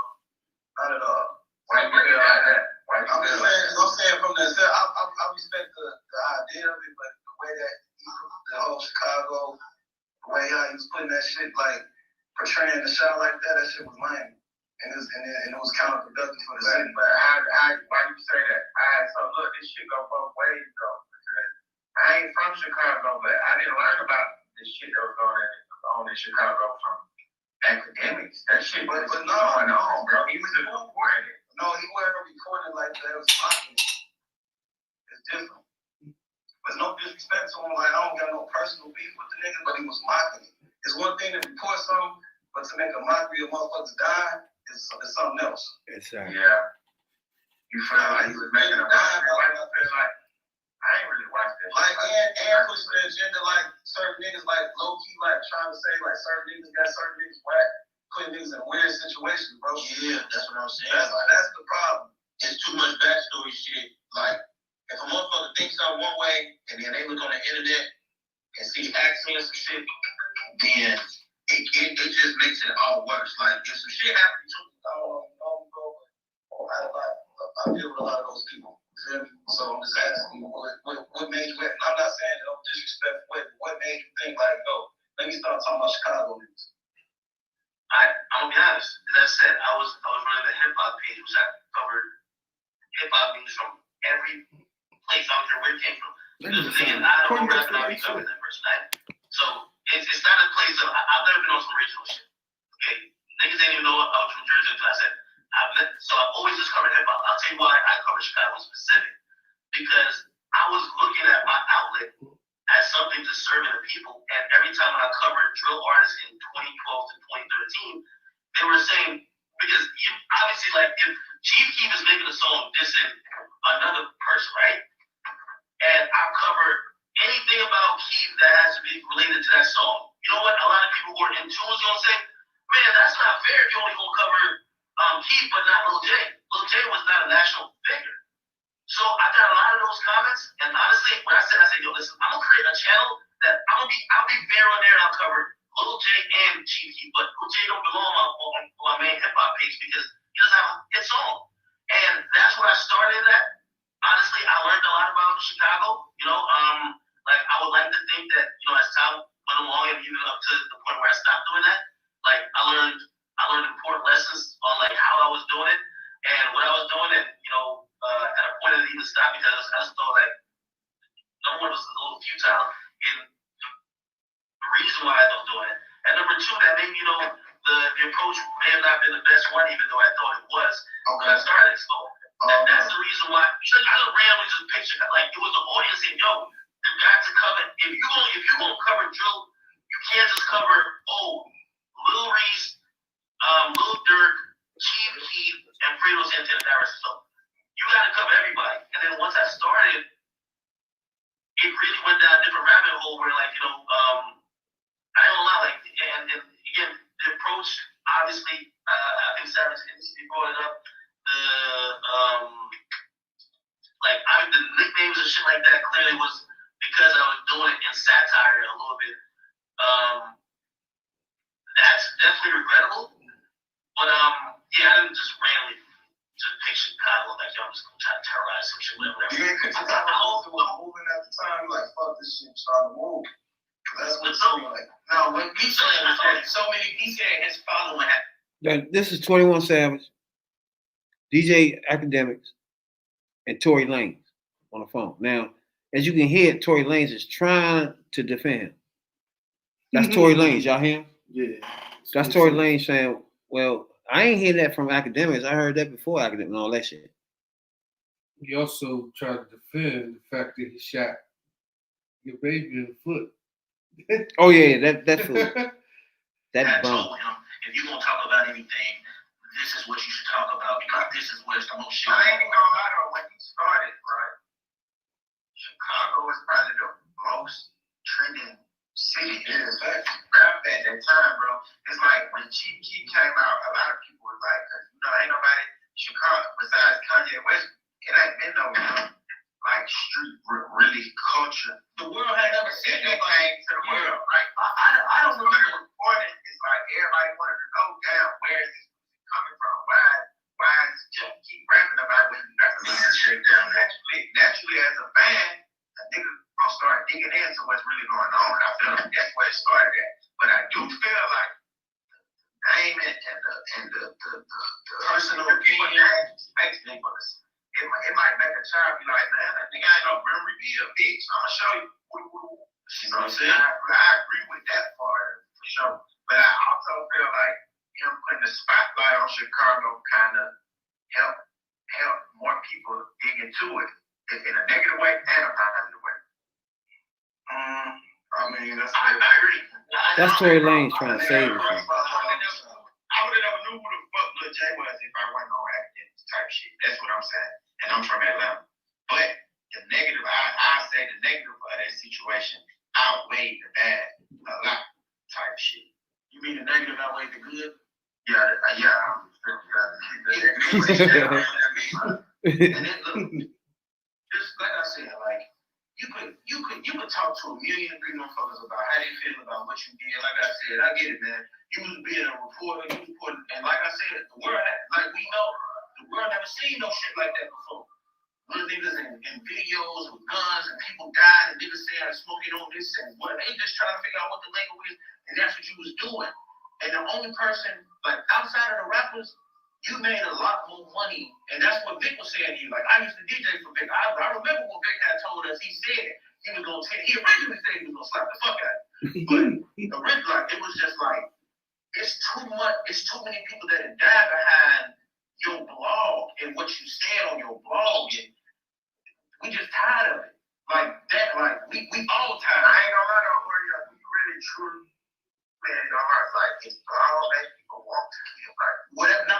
Like you said, like I said earlier, you just repeated it. If he called Lil Rich the Grim Reaper, and I said, oh, that nigga, the head nigga, his ass. He put a tag on his ass. He put a tag. That's what I said. He may not have known what he was doing. Exactly. That's what I was saying. It's like he not really from the streets. He an internet dude. So some of the shit he don't know what he doing. He just think it's something to get more views for him. To them, you fucking shit up. You know what I'm saying? It's like, nigga, you doing too much. You getting half my people locked up. Some niggas murked because of shit you putting on your blogs, nigga. I don't know. For views. Exactly. You almost sound like you've been hot. Oh yeah, he definitely a snitch now, for sure. You ain't gotta worry about that. Yeah. Him and Snitch Nine go together like Yeah. You ain't gotta even worry about that. He definitely sprinkle little Tory Lanez on top. he definitely a snitch now. You ain't trust and believe. He a Snitch Nine. Yeah. With a little sprinkle of Tory Lanez on top. Yeah, cop call. Quick. What we used to call in the hood, cop calling. Cop call. Yeah, cop calling. Yeah. He would call the feds on your ass. Oh shit. See, those the niggas that don't really get touched too much either. Because that nigga, everybody know, gonna call the police. Like there's a motherfucker around where we used to call hot sauce. Like, damn, don't even fuck with that nigga. He gonna call the fucking police and shit. You know what I'm saying? We ain't got time for that shit. He said hot sauce. You know what I'm saying? We just call that nigga hot sauce. If they only knew what was the history of police. You know? We know the history of police. Take a group of y'all black asses in.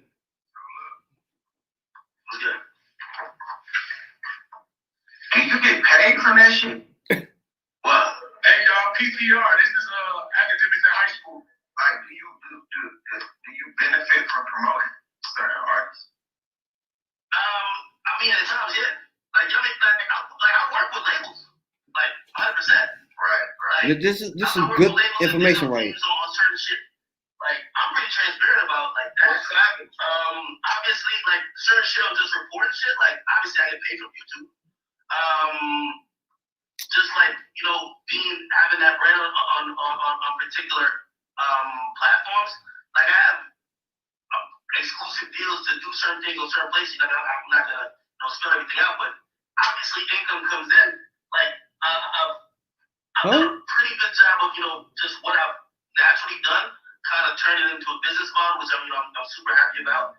But still being able to keep the authenticity where it's like, like if I'm not rocking with something, or if it's like a nigga like fuck that, if I don't want to promote you, I don't care what the money is, I don't gotta do it. You feel me? So like I'm cool with what I do. You feel me? Like how much you get paid?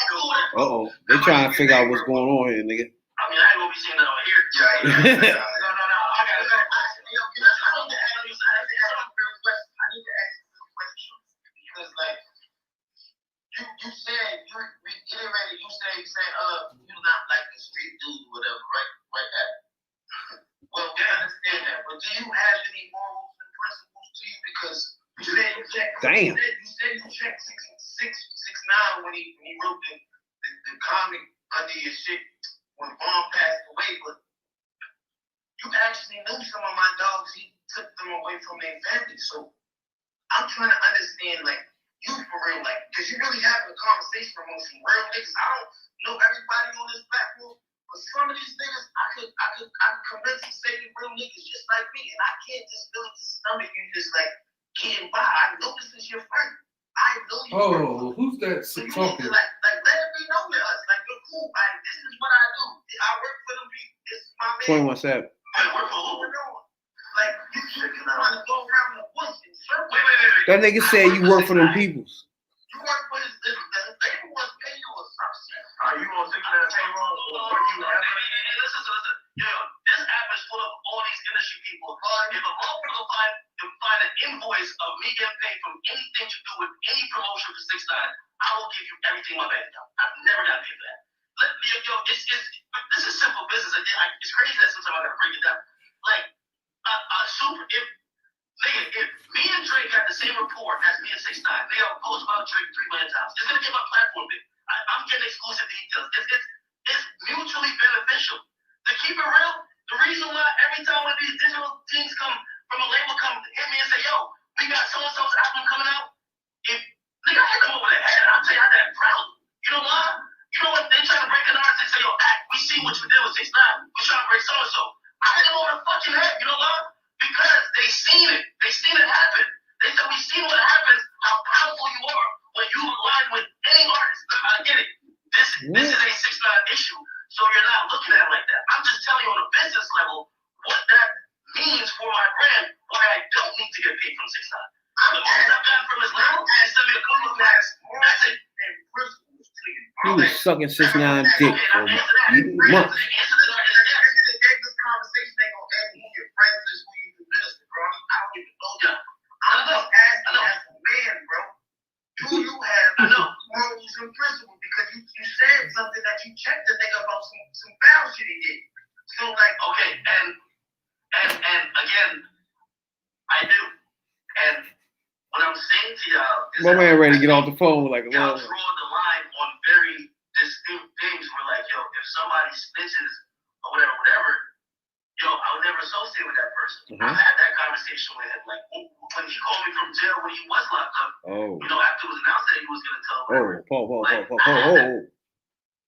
You talking to 6ix9ine when he was locked up? Yeah, that's his name. This nigga's really, really over the top, man. Yeah, and then you heard what he said. He said he was about to give people away. See, I talked to him before he was going to give them away. you heard that, real, right? He said I was going to talk to him. He said I was talking to him before he started giving people away. He was straight. This nigga right here, Slam. So basically, they're gonna look at you like you're a suspect. Exactly. To them, it's nothing he can say right now, and he don't notice that yet. He don't know yet. There's nothing he can say. Everybody gonna keep coming with nigga, use a bitch and this and that and that, and that's why this and that. No matter what he say. Like, right now, he's not making any sense, though. So you wrong? Yeah. He made money off a situation in Chicago. He made money off first. The Chicago problem is the issue. Wow. He made two things he did wrong. He didn't tell him to do that shit. The issue was in Chicago is already shit going on, tension going on, and he enhanced it by posting shit. Yeah, posting shit that other person didn't know, people didn't know, police didn't know, all types of shit. You know what I'm saying? So he's just a foul hot bama. Then he fucking the bitch. His girl is the bitch that like piss all on her fucking chest and shit. That bitch that we watched that day, that's his girl. Who's his girl? The girl that let everybody piss on her and shit on her and all that shit. She was for the streets, academics. That one. That's his girl. You talking about Odell Beckham joint? That joint, yeah. So, to me, not only is he a fake clout dude that staged shit, his girl is even worse. She chased down niggas for money and tried to trap them. So you think these two don't collaborate with that shit? Really? Like she don't collaborate with him to get more views on whatever page fuck he got going on? And then vice versa to help her get some fucking rapper? Come on, dog. Any rapper around these two, he's a fucking weasel. That's the word right there, weasel. That's him, yeah. His girl is even worse. She's a low down skunk. So how far you think he down in that thing, Slim? He's a low down skunk. The bitch that takes shit on her chest. Y'all remember we watched that shit one of these episodes? Like, really? Start talking about Odell Beckham and her friend let him shit on her and all this shit. And she don't like shit, but she like piss all on her. Like, get the fuck. That bitch. So he kept on going, talking to 21 Savage. And who's the other motherfucker he was talking to? But then Meek Mill come in. Meek Mill was on something completely different too. Delicate about that shit, cause I might that shit turn into real shit. This shit ain't like 1980. Hold on, everybody. Hold on, wait. He got a grievance. Let's let Meek get his grievance and see what Ed got to say. I want to hear this shit. Yeah, first, basically, like, you run a platform that be stirring a lot of shit up in the streets. Niggas die about it. A lot of people get hurt about it. Sometimes he say things about certain people that can hurt people's brands, that can take food off their table. He actually got influence over like a lot of kids. My kids watch that shit. My little cousins, a bunch of people watch that shit, and I see a lot of things that I don't approve of that our culture represent, and I see it taking place on this platform. So I'm gonna turn that platform to an enemy of mine. That's just like simple. I'm not like a political person. I don't need DJ Academics, and I. Oh no, that's how I want to do. And that's the thing about YouTube too. They done turned into commercial type shit. That's how they get paid. Who, YouTube? Yeah, you got to commercial your shit. That's the problem right there. They done turned it into TV now. Yeah. I don't need you. I've been getting my money doing what I do. So why would I do anything else? Why would I stand on anything that don't represent what I represent? I wouldn't stand on DJ Vlad. I wouldn't stand on motherfucking Academics after you just try. Yeah. DJ Vlad, another one. Oh yeah, man. Just paid. Like him. But he played his people though. Yeah, he played people. Why would you come on these people's joints knowing they expose you? They don't care. Yeah, they don't know about the culture. They can care less about the culture. They just here to let you run your mouth and blow their platform up. That's their goal. That's why I don't understand why people let these people, like he go on Vlad TV the other day, what's dude, and spill all the beans. Casanova. Like, come on, man. Kind of a deal. They get paid for going on. That shit wild. And he pay all the recording fee. He probably got a call. Give him a second. There you go. You back.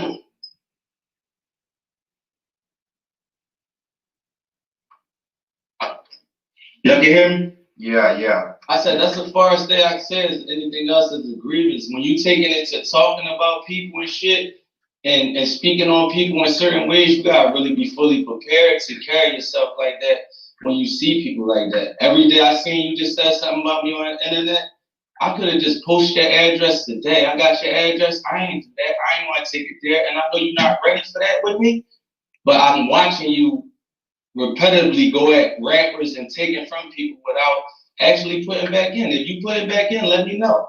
Because I don't really see that side. I just see people taking from our culture, a lot of bad things happening, and you're not putting back in. And that's really my grievance. My thing with Meek is, and by the way, you made some points in there.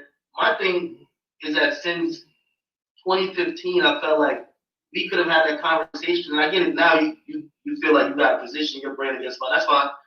But I felt like you had a grievance against me since 2015. And by the way, 2015, you did see some value in my platform. But because things didn't shake your way in the situation, and you might have thought my platform was culpable, you actually, like, the way you positioned yourself against me at that point. But let me tell you this, to me, look, this step on that point. Your platform is like Justin LA platform. I tweet that platform every day. I don't need Justin LA for shit. I'm a millionaire. When I come on your platform, you was the platform that actually was getting the information and putting it on one spot. I wasn't coming to your platform as a place that I needed. I already was solidified from that pit, YouTube, hot new hip hop, everything you can even think of, and getting real money in the industry, throwing numbers on the billboard at the same time. That shit was light to me. I never looked at it as such. When you start posting me, like one time you posted me, like we had guns in the parking lot. You knew I was on probation. You knew that could have sent me to jail. I sent you a DM and had to tell you to take that down. Crime is out. So he had guns and he know he took a picture of them. No, he knew. That's why he called DM this motherfucker. He posted it up. Yeah. He said, He didn't know until he posted it. Exactly. That's the shit I'm talking He about. took a picture of him and he didn't know. And then he put it on blast. Then he said, "Oh, what the fuck? Exactly. Oh no, that could have got me fucked up." Yeah, back in the print. Hey, get that shit. That down. shit lame. That's because he don't know about any of this shit. You see what I'm saying? He's out the perpetrator. Exactly. None of that shit. That's He knows. like an op, right? You know that can send me to jail, and you know I'm on probation, and you got a video up on your site. Should I not go at you about that? Me, you were with licensed security, my brother. Like, again, in a situation that everybody was covering. Like, again, okay, I'll even chalk that up to my ignorance, but you was with security. It's not like you had no gun in your hand. Like, you post from Philly, right? Look, you post these young boys from Philly. Say if I just get on some shit and bring my young boys from Philly out and then something happen. You know you might be in that, right? You might be a part of that. Somebody died. Hold on, wait. Let them know. You ain't hear what you just said, though. He said, you in He this. said, what if I get my young boy in Philly? You might be a part of what happened. You know what I'm saying? Yeah, I'm not saying anything will happen to you. You might be a part of it. You know what I'm saying? You're gonna be a part of that. That's how we play where we come from. So when you indulging in that, you gotta understand what you fully doing. Like when niggas is getting killed, when you posting NBA and them and Quando and them, then you posting OTF and all that, you better understand what you doing. I watch your posts. We could go right to your page. You got one of them niggas and then you got dirt under that. It's like y'all inciting that shit and selling it. Let's go look at the page right now. I'll show it to you. That's exactly what I was saying. That's gonna get. That's gonna get. Your man did his research. Yeah. He did his research. He looked that up, nigga paid. Like, Nigga said, we can go to your page right now, nigga. Don't talk down to me. So let's talk about that. We Lil Durk and Quando Rondo. Uh-huh. So of course we know about Vaughn. What happened with Vaughn with Quando Rondo. You know, Lil Durk, that's his man. But like you said, he's citing, he hyping that situation up between Lil Durk and Quando Rondo because Lil Durk seriously really wanted to slap the shit out of him anyway. He want to kill him. He wants to get at the nigga anyway. Exactly. Because of Vaughn. But then you got people on the side that want to say sidebar shit, want to post shit up, want to poke fun. That shit with 6ix9ine was laughing at Vaughn. Oh, yeah. That right there, you know. He did that on his page. He did that on his page. So that right there is good enough to put you on the Zimmerman block.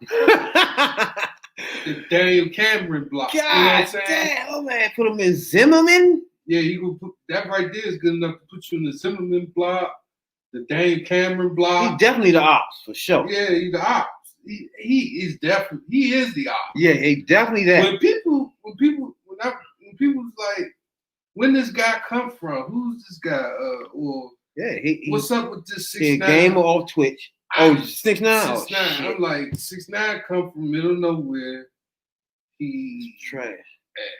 he's trash. Let's yes. Let's find out what his last album sold. And he ain't Snitch shit. 9. He ain't shit. Like for real. Like his career was based off trolling shit, but laughing at Von, serious shit. Then DJ Akademiks, that's his man. He doing the same shit. Exactly. He the one taught him how to do all that fake shit. Yeah. So All that fake. First of all, like we on YouTube now, but we're a podcast. But we're not gonna be on here doing shit or making up stories or trying to be the first one to talk about shit just to get views and all that shit. We're not doing all that bullshit. You know what I'm saying? Everything is what it is. You know what I'm saying? When you watch it, you know what I'm saying? You subscribe or you don't. You watch, you don't. You know what I'm saying? It's not something we're gonna turn on a gas and start making up shit, blowing up shit, or just doing shit in here just so people can look at it. You know what I'm saying? I'm not doing all that. That's just, I don't know what that is all about. Nigga stage and shit. He can learn all that shit from DJ Akademiks. That was Snitch 9 ass get all that shit from. Cause you know how motherfuckers do shit on the internet now. They'll film some little shit and post that up. In reality, that's not what's happening. You know what I'm saying? I don't fuck with that. Dude. I mean, these motherfuckers are fucking wild as shit. It's clout chasing, man. Everybody got they trying to eat. Exactly. You know what I'm saying? He cared, but he don't care because he made money off it. And at the end of the day, they making millions. He ain't get there yet. He about there. He should be there, but they getting millions and millions. He probably $1 million, maybe 2 million tops. Mm-hmm. Unless his shit on Twitch really rolling it. But I heard different. If he don't have sponsors and all that shit, he ain't gonna really get no money. How much he made from the Joe Budden joint? Probably nothing. Probably just got more clout. You gotta do the math. They getting real money. He trying to be with them. He trying to be on their stage. The only way he can do it like Vlad is exploiting them. Yeah, that Vlad shit. Like, why would you go on Vlad and talk about your personal street shit to this white boy who gives a fuck? Like, come on, man. He'll go in the office right now to the detective and tell him, hey, anything else you need to hear that wasn't on the video, motherfucker? You know what I'm saying? Like, why are they doing that? It's ridiculous, yeah. I caught on the Vlad. I ain't started watching Vlad. I saw like maybe 1 or 2 things of Vlad. Only thing I saw out of Vlad was when the time when he said he asked a question to this one little rapper, and the rapper was talking that gay shit, and he keep inciting him to keep talking about gay shit. You know what I'm saying? I think I know what you're talking about. I forgot the name of his name. I mean, he up front with it. He gonna record this shit, gonna give you a piece of the action. That's why I don't want to be on it. Boosie. A lot of people be on it. Michael J. White. You see a lot of people, and they keep coming back. He giving them a check. So it's all about money, man. Everybody keep missing the point. Yeah, street is the street, but motherfuckers making money off the street. So like he knew what he was doing was fucked up, but he wasn't gonna stop. And like you said, Meek say he didn't need his platform, but he still used it. So hey, there you go. You know, well, it don't mean nothing to you. Yeah, like you say now, it don't. But in 2015, it did though. Him and what's his name was beefing. They was on that joint. Yeah, something like it is what it is. Drake. Yeah, something like don't be mad at the man. He is what he is. He's what they call pariah. He's a piece of shit. Yeah, pariah is at the bottom. Instead of it normally being a Caucasian man or Hispanic man or some other type of man, it was just him. Or one of them boys. Yeah, and he getting the information from people. So people feel enough to talk to him, to give him the information. Man, his last album debuted, what it was, 200. He not a mega star no more. I don't know what's happening to him. Who? 6ix9ine? Yeah. Bitch ass. We talking about 66,000 units. That's because that shit about him. How much time do you really put into that? And think about that. We just said Megan Thee Stallion sold 100,000 units first week. I mean, how much did he put into You it? see what I'm saying? He can't rap. He's a piece of. He ain't got no skills. Nah, but he not promote, and that's what I'm saying. That he can do. Yeah, that's about it. That's what he was banking on. He tell people that. He's like, you get with me, I'm gonna blow your shit up. Right there, Nicki Minaj jumped on his band. But he can't rap. That was a piece of shit ass song. There you go. So if you can't rap, that means you need rappers on your album, right? Who working with him? Who gonna jump on there and give him a hot track? Nobody. So far, it's just Nicki Minaj. He been quiet ever since he fell off track. He been quiet as fuck. Ain't nobody buying that shit. I told y'all he was in, what was that called? What was that, Summertime? He was all happy about shit. Yeah. I told that nigga was on the motherfucker. He broke Instagram with the That's most when he had people that out there. video. That's when he had that song in that video when he talking about some I was like, Oh yeah, that's what I was saying. He's on sugar high. Yeah. I told you he was on sugar high, and when that joint come down, like now, he done. Like anybody talking about him and buying that shit, he done. He's a clown to everybody, literally. So his best move is to do a podcast or something like that. He can get people to come on here because people still fuck with him. You know? Go he ahead. got industry stories or do some Instagram But shit. people got to realize, like when you do podcasts, you're not making no money doing a podcast, you know? Unless you major money, not money you get. You know what I mean? Unless a major TV station pick you up and say, "I want to put you on my station." Other than that, you make money off probably YouTube. You're not making no money. Or somebody sponsoring you. The money come from sponsoring people. There you go. Or ads running. And that's it, Slim. So it's not nothing that separates me and you from any other podcast. That's it, yeah. They just got sponsors. We get sponsored. They probably don't have as much money as the sponsors they got. You know what I'm saying? Like Joe Budden got Cash App now sponsoring. You know what I'm saying? Like, the fuck? They all the same. Everybody, it's like podcasts are, to me, are only way for average Joe like us to be on the same level with anybody else, though. Because it's a podcast. It's not, you're not doing anything. You can't, like if you Joe Budden or somebody, you can't tell me your podcast is something special compared to ours. You feel me? Because you're doing what we doing. We talking about the same topics. You know what I'm saying? So you're not special. You know what I'm saying? That's what I mean. It's like podcast is like something that everybody can do. And you can't be like, since you got more money than me, means your podcast is better. It's not. That's not even true. You know what I'm saying? It's like they all the same, really. They literally all the same. Even you got one more man on that be in the morning doing the sports. Oh, Shan Sharp? He got a podcast now. Club Shay Shay? Yeah, he got a podcast now. Shit. Everybody else. Sure. Yeah. Yeah. I mean, but they also have other platforms, so there's going to be. Exactly. That nigga that knocked my man out the other day having swim. What's my man? Logan Paul. That nigga podcast. I just found that out. I didn't know he got a podcast on YouTube. Yeah, that's why he got started from. He started off podcast. I just happened to see this shit yesterday, dog. Now, trust and believe when I tell you, up until then, when everybody said YouTube, I just thought he do YouTube shit. You feel me? I literally 2 days ago, I don't know why he was on my screen. Matter of fact, I was looking at podcasts and his podcast came up. And it came up, it's like a podcast had been around for a while. Because it had like 3 million views on that joint. And the podcast just came out last week. So I'm like, damn. I look at the joint, it's him. I'm thinking, is that the Bama that was fighting? I looked at the dude at the joint like that. Damn, that's him. You know, like that nigga. Oh, okay. So that type of YouTube. He podcasts on YouTube. That's what's up. And he added up a couple more million people by knocking. Oh yeah, hell yeah. Putting Dick Robinson to sleep. Fuck yeah. Every time they come on that podcast now, he probably got 2 million people looking at that. Off the break. He about to fight Mayweather too? Shit. He said he want 50 million. I said, that's too little, though. Who, him? Yeah, he want 50 million to fight Mayweather. God. Just think about That's that. You went from about nothing to 50 million. That's too little. I know. What? I'm about to say. Oh, I see. Now y'all. That's what start fucking me up right there. Like, that's too little, dog. See?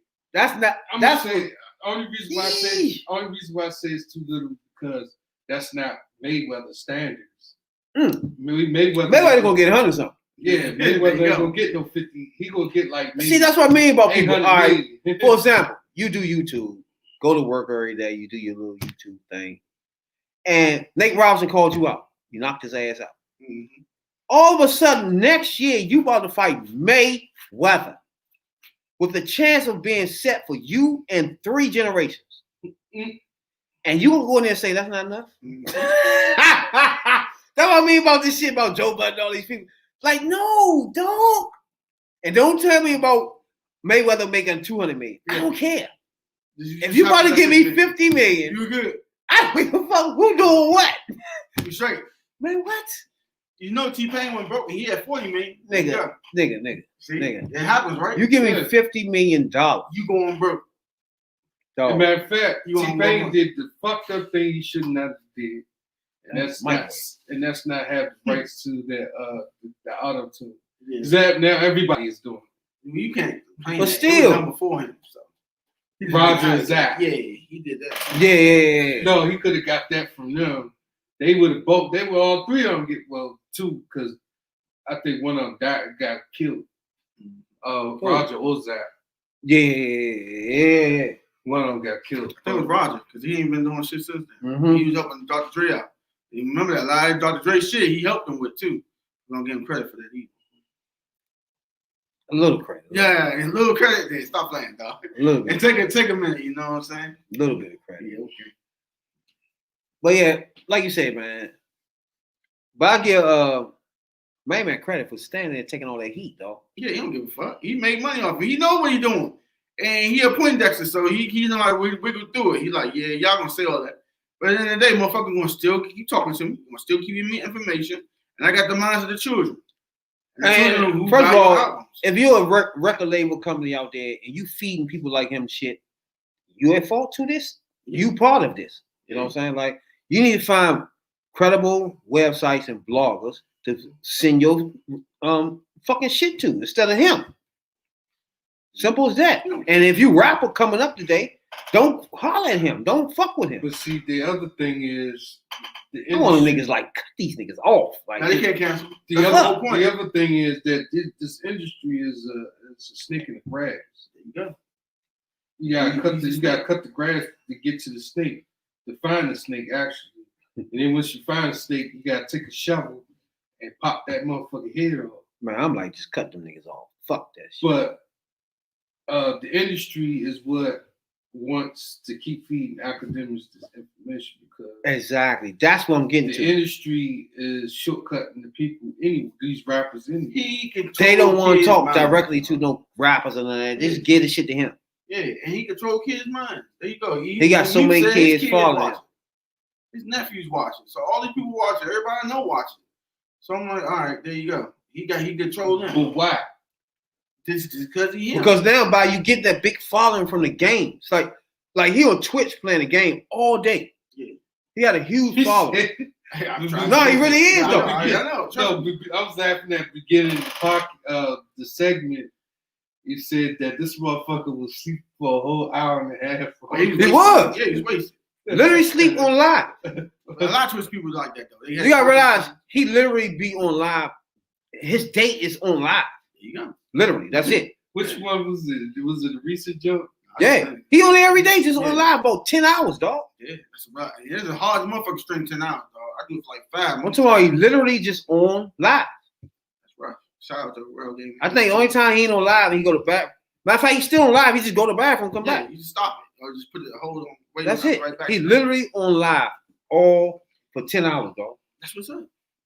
The other day, the nigga was Yeah, completely though. drunk, That's what's up, Jack. and then he drank Hennessy. Hen doggy dog. You know Straight. about that white Hennessy. He said he was Nigga wild as shit. So then we got kids on that joint. Like you said, he built up following with the game on Twitch. And then you just turn that into, I'm gonna talk about rappers, young rappers. And then you in. Basically. He got that following. You talk about rappers. The rappers look at him like he the anchor to the kids. So they going to him. The record company looking like, okay, I'm gonna go to him because that's where the kids at. So it's a cycle. And he ain't standing there like, oh, everybody come to me. And he don't really know what's happening. You know what I'm saying? To be honest with you, he's just a messy motherfucker. Like when he started doing the 6ix9ine and doing it in Chicago, that's just being messy. You know what I'm saying? He would have stayed with the regular gossip shit. He'd been all right. But you want to go in somebody's hood and start talking crazy, you know? You tripping. Acting like you know what happened in the streets and shit. You know what I'm saying?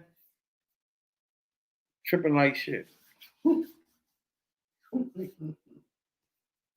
But even though we miss my girl when they about to do the verses. Aaliyah. Not Aaliyah. Ashanti, yeah. Ashanti I was about to call her and Keisha Cole. exactly. So they got motherfucking They replaced them with Too Short and E-40. now I don't know, E-40 and Too Short. They're two different. Totally. Oh, who y'all got first? I'm gonna say Too Short because Too Short is more known than E-40. You say more known? He's more known than E-40. And then In a way, Too Short's music is more like I'm a pimp slap this bitch and put my dick in the forehead. You know, shit like that. I don't know what flow. Which one you think flow better? E-40 flow better. I don't know. Well, I don't know. That's again, it's two different styles. Two totally different shits. Everything is different about it. It's just the only thing that's same is that they came from the Bay. Oh yeah. E-40 did come from Bay. I thought you from San Francisco though. Yeah, we come from somewhere. And I think Too Short came from Oakland. Yeah, he definitely Oakland. For sure. Too Short, yeah. But he was back then when I forgot what group that was. Damn. These things be older than I really thought they was, you know. E-40 born in 1966. Mm-hmm. Better known as E-40. Shit, he about to be 70, 60. Huh? He said a thing about me 70. He about to be 50 something, I think. Shit. He almost 60, I think. He about 54, yeah. Damn! See, I ain't know that. You know that. I ain't know that, you know. Damn. So yeah, he come from the Bay Area, mainstream. Released by Lil Jon. Who? This song called "Tell Me When to Go." Tell Me When to Go in 2006. That was his last song? Lil Jon produced that. Lil Jon produced that joint. Lil Jon produced that? Yep. Oh, no. So he's born in 1967. He's 53. California. He's born in California. Earl T. Stevenson. Earl T. Stevenson. You know. Let's see. He was in Heavy on the Grind, Sick with It, Jive Records. He never gained mainstream. He kept trying though. It was Which close. one? Too short. Oh, E40, not E40. Both of them tried to be on Now, Too Short did. Too Short was mainstream. No. Yeah, one E40, song that E40 ain't really get there. none of Too Short shit could ever make it on radio. What? You tripping? Yeah. Hold on, Too Short. Who you talking about? Yeah, Too Short. We had two songs that made the radio. What? Trying to think. That's what. Shit. Bitch. That's my nigga. Bitch. Ghetto and something Ghetto. else. Bitch. Oh, let me think. All right, Too Short. He got rapping, so he got hey man, E40 got joints out. Oh shit. Underground shit. Ain't got no shit that made radio play. It's a song I like now. Damn. Got the name of that joint. Trying too hard. Bitch. Some of the shit should be coming to you.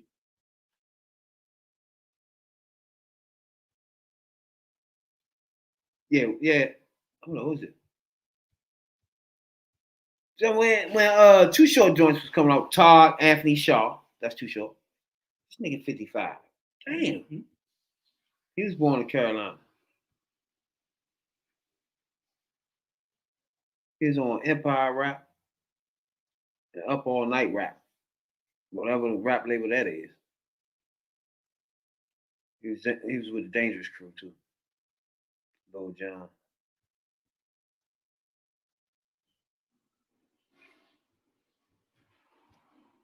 Oh man, sleeping on my boy. Too short.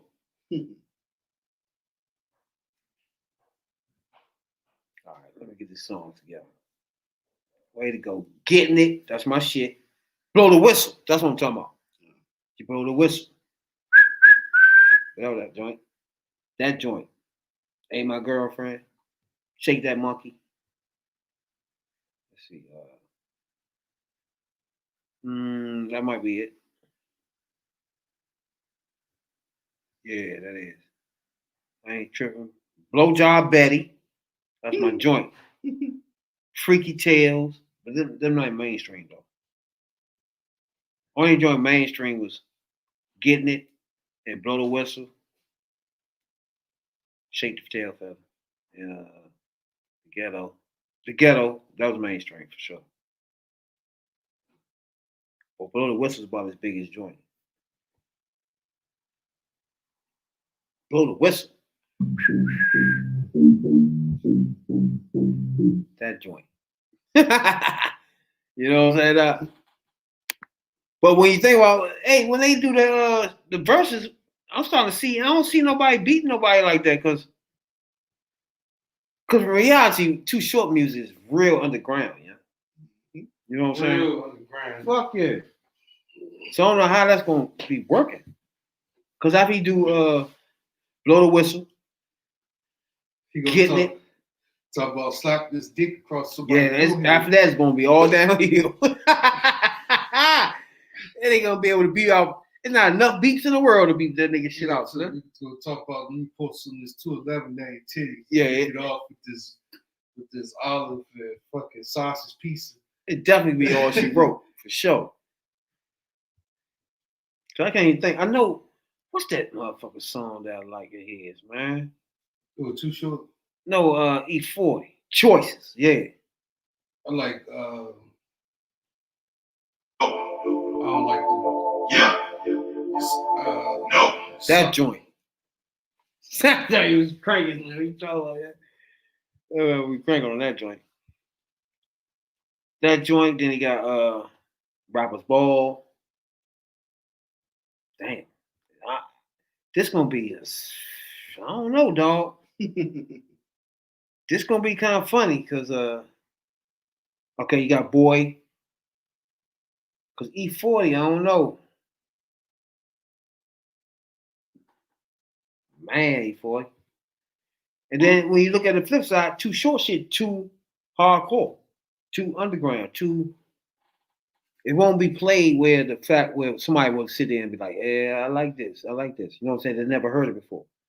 It's something that you got like. You got automatically like gutter ground hardcore music. You know what I'm saying? Because every other word gonna be bitch, bitch. That's my man. Yeah. Rapper's Ball for E-40. That was nice.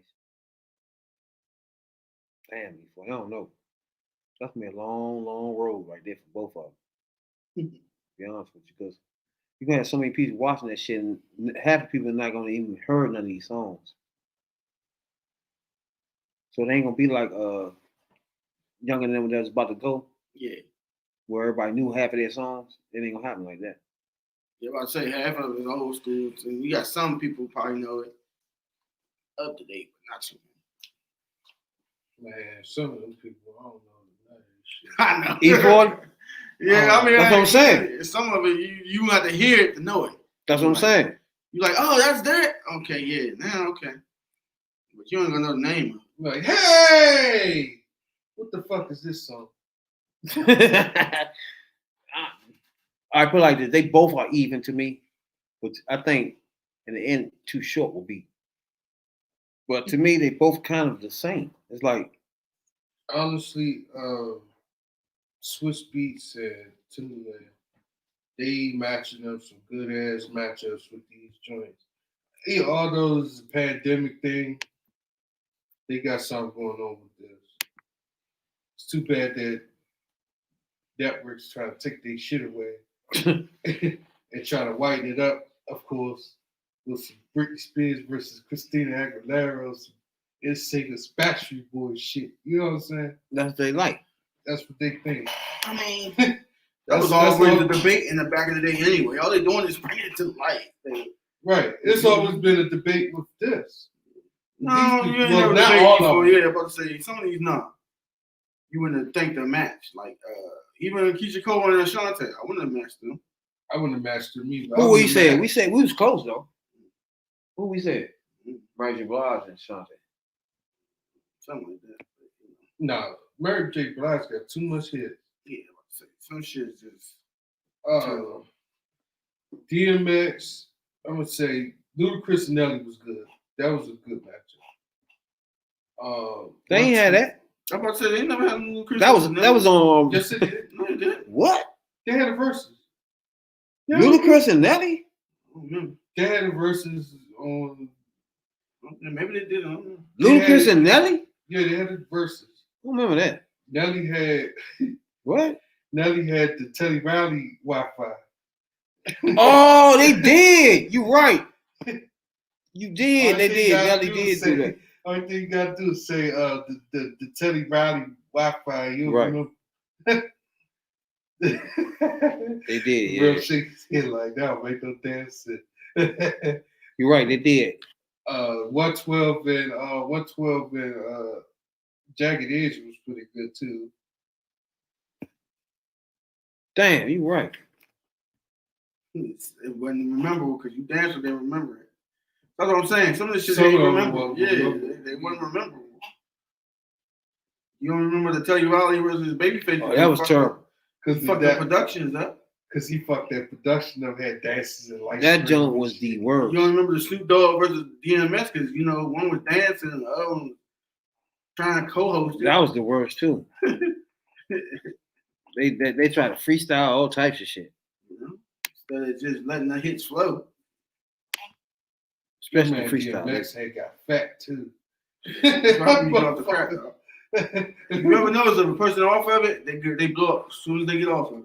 Yeah, Yeah, because their bodies need to generate off that damn swelling. then they Then they Get get skinny back to normal. You don't smoke no more. I'm out with my uncle. So that man got off that man went from being a skinny screen bang, and like 2 months later he was like plumped up. I was like, dang, he said plumped up. he's plump. And then they get right back on the joint. Yeah. So they He got off, they going off and on. yeah, that shit don't Some work. of it, he just told me it was like the quiet, the noise. He was like the world was just too noisy. That's his escape. So you know, some people just stay on it. That could be no joke. That's why my therapy is going fishing. Ain't nothing like getting the grabbing Yeah, the that's bottle. good therapy. It's good therapy. My therapy is beating the brakes off these ladies. You know what I'm saying? Right. Nah, you retired. That's my therapy there. Nah, you retired. And then I roll up something. That's second stage of therapy. You know what I'm saying, Jay? Second stage is rolling up J's. You know what I'm saying? Ain't nothing like going out on the boat, drinks, get you ride out there, put that shit in the water. Make sure you got your life vest on. Huh? Make sure you put your life vest on. Yeah, that too. I should have a drunk and water don't mix. At all. Yeah, at all. Last time I went out there, caught that 3.5 foot jump. That's what's up. Never liked fishing, too boring. No, man. Nah, I fall asleep certain every shit I time. see why people drink when they do it. That's one of them. Yeah, that's why that's what I you do. go, you don't have to drink. I'm gonna fall asleep every time on that boat. And I'm going out, nigga. Last time when I was little though, I got sick as shit. It took a minute too.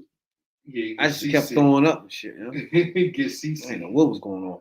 It's like that's the first time I laid on the water bed. I was like, damn, what you got this water bed for? Never knew though. Throwing up like a motherfucker. Shouts out to everybody tuning in right now. YouTube, Twitter, Facebook group, Google Podcasts, Apple Podcasts, Breaker, wherever you get your podcasts at. You know what I'm saying, dog? We appreciate it a whole lot. You know what I'm saying? This third perspective. That's Jay, Radical Rail. You know? We're gonna do something this week right here. We do every week we do we go back in time, you know what I'm saying? Look at some rappers when they was rapping or freestyling and judge their rappers. To see what they doing at the stage where they was at and where they at now. You know what I'm saying, Doc? If they anywhere, you know? Some of them don't be nowhere, you know? You know? Hey, shout out to everybody in Canada, Florida, Louisiana, you know what I'm saying? They've been downloading our podcast a few months and shit. We appreciate it a whole lot, dog. You know what I'm saying, Doc? I know y'all know we appreciate that shit. You know? Let me put this on right here. Because this week we're gonna do roots. Man, I miss those good old days when it was rap. Back in the good old days, rap. You know? So we're gonna do roots. Y'all ain't like roots? The Roots. Yeah. Yeah, I know about the Roots. Questlove is the best motherfucker as the drummer. Who? Questlove. Questlove. Oh yeah, you're right. What's that nigga? The whole time I didn't know they was from Philly though, yeah. The Roots. I knew they was from either Philly or New York, somewhere up north. Yeah, I was thinking New York the whole time, for real, bro. Like nothing will make you think Philly the whole time. Like the Roots, like they ain't have a whole lot of hits and shit. Like what's the girl name used to be with them? She was like that. Matter of fact, let's read it. They from Philly, started in 1987. What tripping? Wait. The Roots. Probably like in high school or something. Though. You never know. 87, You know, 87. people was like, oh yeah, we was a group then and all that. Probably didn't blow up to it. Okay, yeah. That's crazy. 87? I thought they started in 90 somewhere. Yeah, it formed in 87, but like that. Dang. That's crazy. I would have never thought that. I know what the members' names was Black Thought, Questlove, Kamal Gray, Captain Kirk. I remember Captain Kirk. Captain Kirk, you got Ray Angry, Stroy Elliott, Jeremy Ellis. They got too many people in there too. That's the problem right there. So everybody should be broke. Damon Tuba Gooden Jr. What? Tuba Good Jr. That nigga ain't Tuba. His name ain't Cuba or Tuba, nigga. What's wrong with you? Nigga ain't Tuba Gooden Jr. Like, who thought of that for you? They got David Guy. So they had too many motherfuckers. Then in the past joint was F Knuckles, Hub, Dice Raw, Owen, Malik, Abrams, Nikki, Scott, Scratch, god damn, Martin Luther. It's way too many niggas in that. I mean, what y'all get, like $2 a gig? Get the fuck out of here. Like, hell no. We got to split up. We got to be two groups. Someone need that bread, yeah. Y'all tripping. What the fuck wrong with y'all, yeah? Trying to be in this thing 30 deep and shit. All right, so this week on Rappers Rap, we got The Roots. The Roots. Let's get that thing. 1, 2, y'all. Here we go.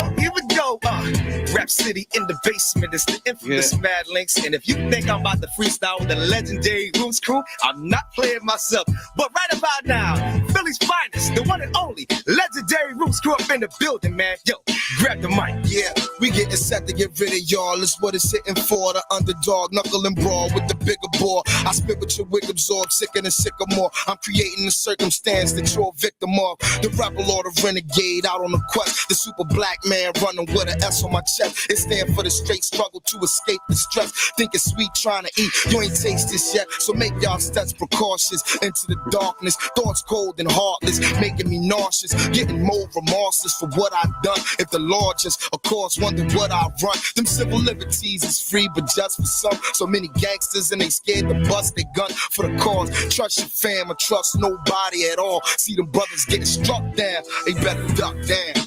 Yeah, black, Yeah. Black Thought. Yeah, I'm saying watch dog. Stab, holla at me. Listen, yo, say hello to the bad guy and bye to the game. Young truck dog, place the face with the name. Man, I come through and shut down your thing. The grand open, grand closing on the same damn day. Too young, too ill, too sick, too real. 200 get you 2 dirty guns to kill. Might be 22s, but they'll do the job. I can give you 22, that ain't too damn hard. Y'all the type of dudes that be like, dude, I'm wrong. Start spitting, they get bust on like a porn star. Come on, you can't say nothing about my crew. We give swimming lessons plus free concrete shoes. If you ever see the legendary up in the place, either hop right on the jock or hop right off the way. You gotta come around the way if you trying to find me. And by the way, the gun kick, man, that's trigger Tai Chi. Keep talking, I'ma send a goon and hit y'all up. Yeah, I'm saying, man, to hit y'all up. Man, God. Yeah. Hey yo, Black Ink, Serious B, Staff and Truck. We came to take over the game, you know what's up. Everybody running around thinking they tough. This music biz grimy, I don't know who to trust. I'm in a rage, robbing just to get paid. Used to have a 22, but it didn't act this age. Felt like an animal, just from being in the cage. Now this style, what the style, my brain running through a maze. Yeah, a lot of people got the game twisted. Ate off the same plate, but forgot to do the dishes. I shoot for the top, picture me missing. Spit so many bars in the booth, it feel like I'm in prison. I took so many trips, seen a lot of different-ish. My vision switch, only bad shorties get the hit. I mess with Roots crew, mine's a soul, cast and switch. Can I hold something? It's something I never asked. What? It's something I never asked a chick. Something I never asked a chick. Mac Dog, Truck Norm, back to the ball. Black Dog getting ready to break y'all. It's winner take all. The game is locked, we down to the 8 ball. The time is now, it ain't nothing to wait for. I'm a king by blood, a soldier by nature. I'm something like a threat to y'all space cadets. Cause you never met a brother, nothing like me yet. So put your another slice into your toast and tighten your vest. Well, it's a warrior you see and hear tonight in the flesh. I give you something high voltage, double the doses. Running with these vultures, giving me ulcers. Which one of these hustlers bringing us thunder? Read G's, not another man taking us under, man. Please, which Philly cat doing his own thing. I might say Black, might give you the code name. You better wrap that joint up, man. Round my neck, see the microphone hang. How your lady lips shake that like on. E.T. Messi in the basement.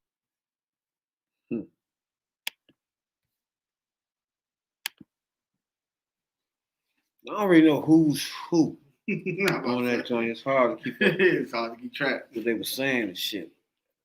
Everybody said their name on that joint. But it was 3 of them. Right? Yeah. I don't know. I think the first name was Black something. The first one, I think. It was Black It was Black. Roots. It ain't special to know any one of them name anyway, because they was a group and nobody did anything on their own. So what the fuck? They don't need to even know their name alone and shit. Nah. So it was 3 of them. The first one was my name. I think it was 4 though. Could have been 4. It was 3. It was 3. Go ahead. Go ahead, Jay. The first one gonna get a 3. Everybody else get lower than Like, fuck it. I know they wasn't better than him, so I don't know. Ain't need to go no further. I can't say 2 or 1, but they just not better than that first one. Oh shit, yeah. Real? 3-2-2. No. Same thing. I don't know. Main man in the middle did fuck up. I don't know. Then he came back or something. Yeah, I'm about to say he did. He rebounded. He rebounded just a No, teeny bit. Yeah, 1.9 to a 2. It's a little rebound. It's like he said the ending part, but it wasn't that much he left off. And, nah, you fucked that up. You know what I'm saying? It wasn't enough to finish. He ain't come back and fix that. Because he had something, and then he just repeated himself. Yeah, it wasn't a finish. Put it like that. It wasn't. At all. Well, nobody went better than the first guy. So I'm gonna give him 3. But I'm gonna get a second dude 3 too though. Come You think got of it. all you just said, huh? I'm gonna get a second dude 3 too. For the last dude, I'm gonna get 2 mics. So 3 mics for the first. I think name Black Thoughts. Black ass. Black, yeah. I'm gonna give him 3 mics though. The other one's kind of shaky, but I'm gonna go ahead and give him 3 because the flow was nice though. He said something in that joint. He said I dropped so many bars. I think I'm locked up. I like that. You like that? So yeah. So that I'm gonna give him 3 mics. Then the last 2, I'm gonna get 2 mics. Cause he barely. Barely, huh? Yeah. And then whatever he was saying, everybody else said it too. So they knew what he was saying. Yeah, nigga beside him saying it. Oh Nigga man, back screaming that shit. That was a song. So everybody knew what he was saying off the break. But Roots, I never thought of them as rappers anyway. Y'all did? It was like it was just a group that was like, to me personally, they was like a group that was like in between De La Soul or or like Common or Erykah Badu, like neo soul type Exactly. rappers. I know what you're saying. Like Most Def or Tyler Kweli type guys.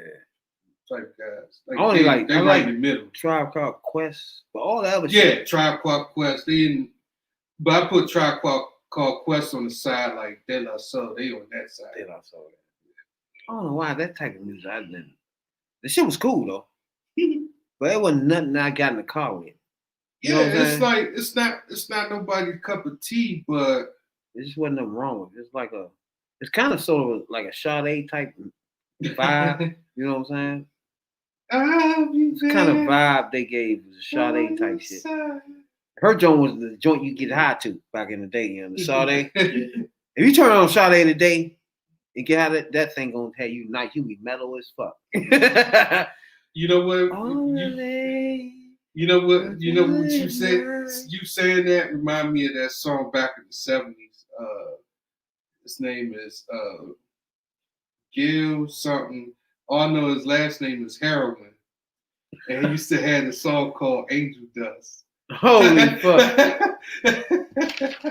All that shit fit him. Angel Dust. All you hear is Angel Dust. Get on the carpet and fly. God damn, they got a get high song shit. But that ain't the type of shit I want to be on. I don't want to be on no Angel Dust. No bullshit. Yeah, keep that. Angel Dust had your ass fucked up back in the day, man. Yeah, it make you want to jump off a fucking window. No, I say all drugs are different today from back in the day. They might be the same. They be called the same, but they're not made the same way no more. It's not pure. I don't know what it is. That shit's cut all the way. Not even a little bit. It's just cut all the way through. It ain't really, like it's more whatever the cut is now than the actual coke. The drugs are actually key. It's like 9% whatever now. And then, oh, by the way, sprinkle a little coke on it. You got a whole bowl of shit. Sprinkle that on there. What's that coke? You're like, that's it. Yeah, that's how we do it. Like, get the fuck out of here. Everybody getting high off that shit? Can't be, yeah. I know crackers you be mad as shit. You give them some shit they ain't get high over. They be mad. They come back like, the fuck was that they get? Some of them come back and don't even look at you no more and shit. Like, what's that shit you had last week? I ain't like that. That's how they used to always be like, they'll never talk to you no more. You be like, oh, okay, I know what's wrong with her. She ain't like that shit. That was his name, Gil Scott Heroin. Heroin. That's crazy as fuck. You ain't heard Lil Wayne gave all his masters away for $100 million. Yeah, he going broke. Huh? Why don't put that album out? Put that greatest hits album out. $100 million? Go on tour again. Would you have sold this joint? He sold all his masters. That mean he going broke. For $100 million? Yeah. Would you have sold? No, because that's no, he sold all the rights to his masters for $100 million. So he going broke. So like Millie and all that shit, the masters of that is for Universal now. He can't play that shit we want now. So why he sell it back to? he just bought the shit from them when he had the. It's kind of tricky because he got that shit from what's his name? Babyface. Yeah, I mean Babyface. From Birdman. Birdman, yeah. So yeah. So Birdman, right? They got the shit from Universal. How the hell you sell it back to him? That don't make sense. You need to stop drinking that shit. And he did that right after Kanye West tried to buy back his joints. Remember? After he gave him up. But like, you saying you wouldn't have sold yours, right? You wouldn't have sold yours? Nah, because you can always tour and make money. You can always tour and make money. Then streaming wise, there are people. CDs might be still floating around. So all that might be still coming to you. Okay, all right. Singles on iTunes. I say if he was to do it like this, right? His catalog, he gotta be making a certain amount of money every month off that catalog. Yeah. So if he was to say, okay, if you give me $100 million,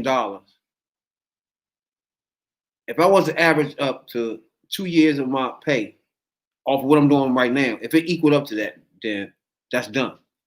But that if $100 million is triple how much he'll be paid off his catalog, off the rest of his life, you might well get that shit up. What are you talking about, yeah?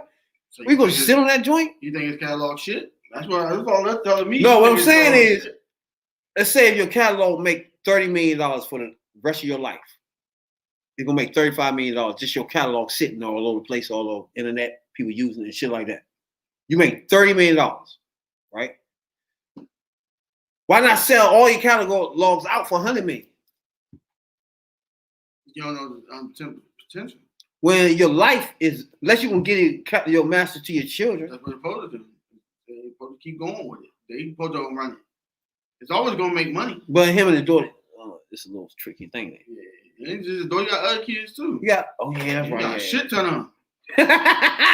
You had that one year, you was fucking every bitch. So that's a good point there, because if you say your masters for such and such, yeah. Now I doubt if the masters are gonna make $100 million on their own by themselves. I don't know. Elvis don't make money. Michael Jackson don't make money.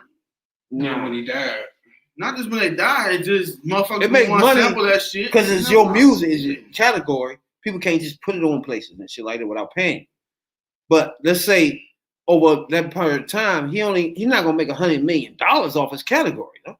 Most people scream shit, already got it, and find the ways to get it other than paying his dumb ass. So you gonna give up your art for that? That's what I said. That's what you think he worth. Again, that was me and you. What was the other thing we was talking about earlier? Somebody was getting $55 million.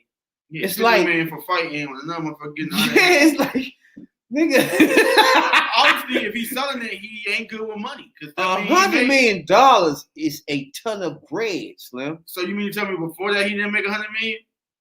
I doubt he had $100 million sitting somewhere. I mean, Baby was really fucking him then because he was hot for like 8 years. $100 million is a lot of bread. He was fucking them literally. Oh yeah. No funny. That's the problem then. You a man, you know what I'm saying? You talk all that public shit, you supposed to smack that nigga with a pistol. He was fucking him literally though. Yeah? What's your counter? Smack that nigga with a pistol. If you kissing him by the lip, I never understood that. I don't care. I ain't never put my son in fucking. Oh no. That shit don't happen, man. Who the fuck And that's does not that his shit? real goddamn fault. What's the goddamn Fuck out of here. I looked at that nigga like he was crazy. I don't know why they did that shit. Yo. kissing No the cause. Now they don't talk. Yeah, of course not. You screwed him. Baby blew his money. He ain't made a lot of money, huh? No, he took all that bread. Yeah, he screwed him. Literally. He took all that money from him. That's fucked up because He took his money and then he took his manhood. it's one thing about it when you motherfucking doing the music is you gotta find somebody to trust. And you would think out of all the people, this is the motherfucker you can trust. Nope.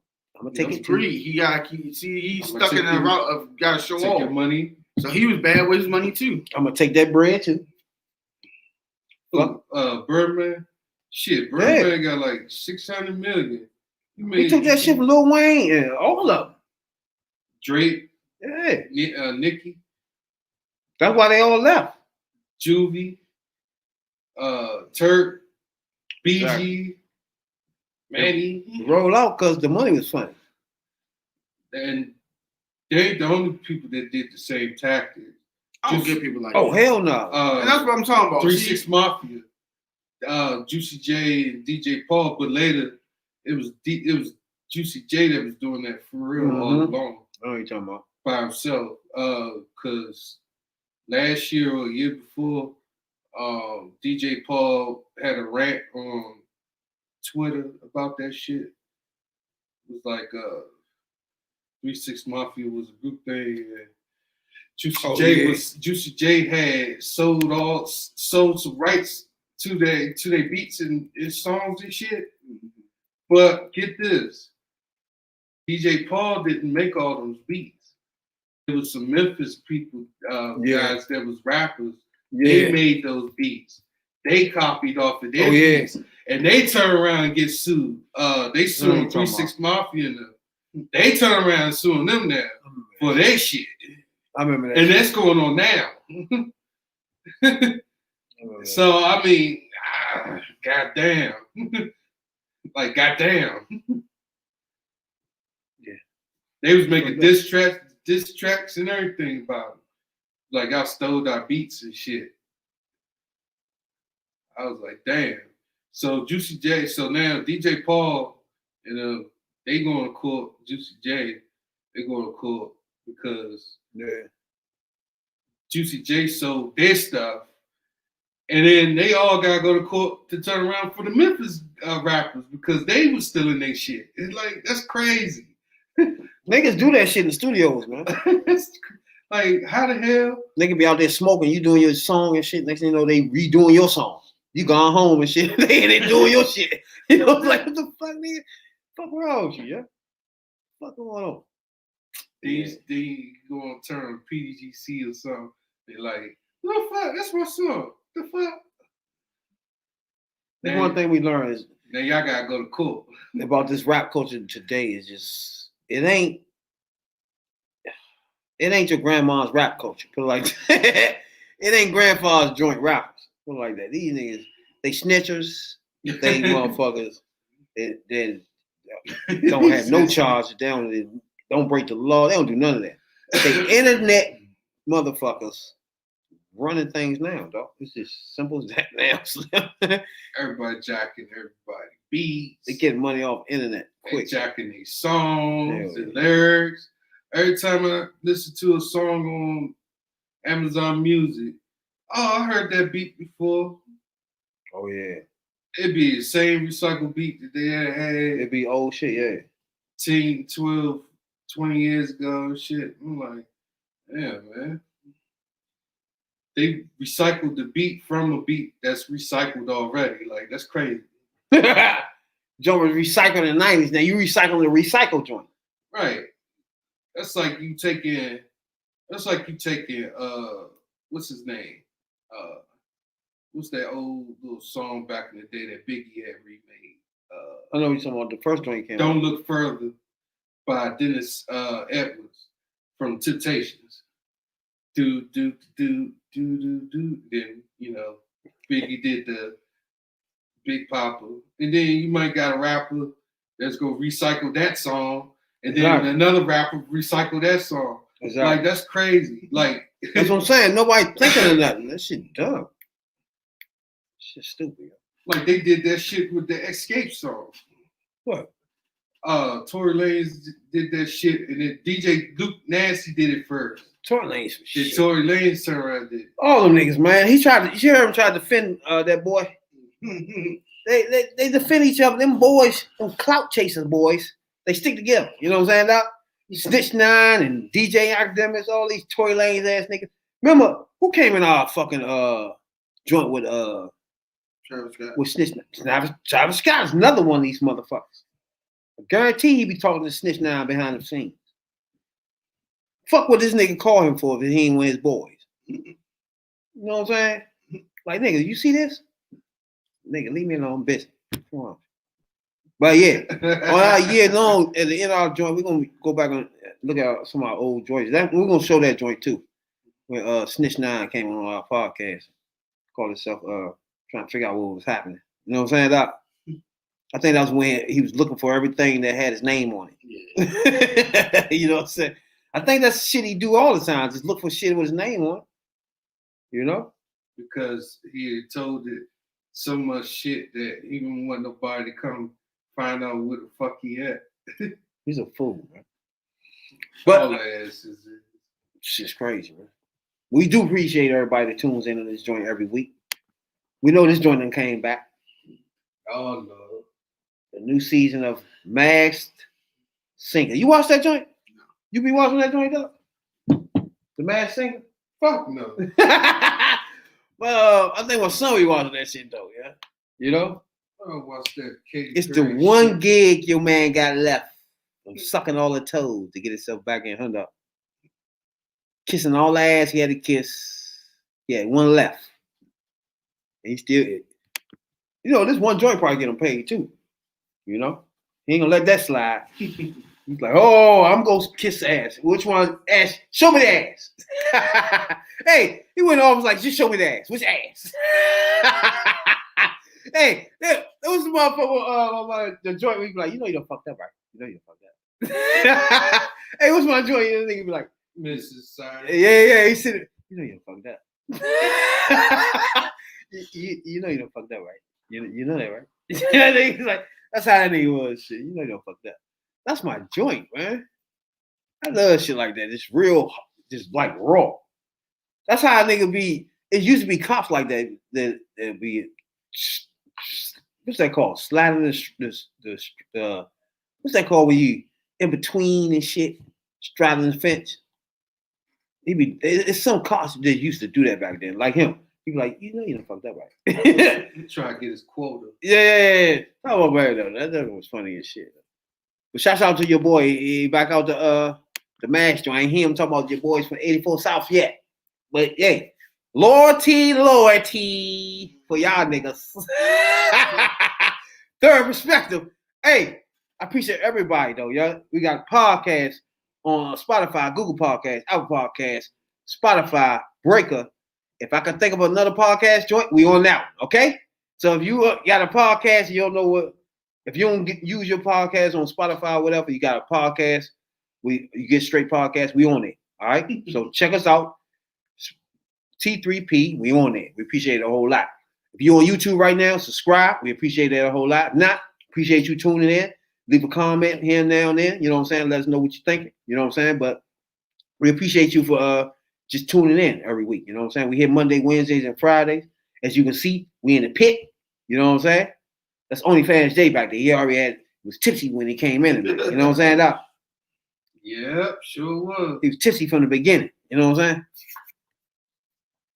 saying? He didn't even want to sit under he didn't want to get no more to drink. That's how I knew he was done for the night. You know what I'm saying, Doc? Yeah, I was sure enough done. That nigga ain't want no more at all.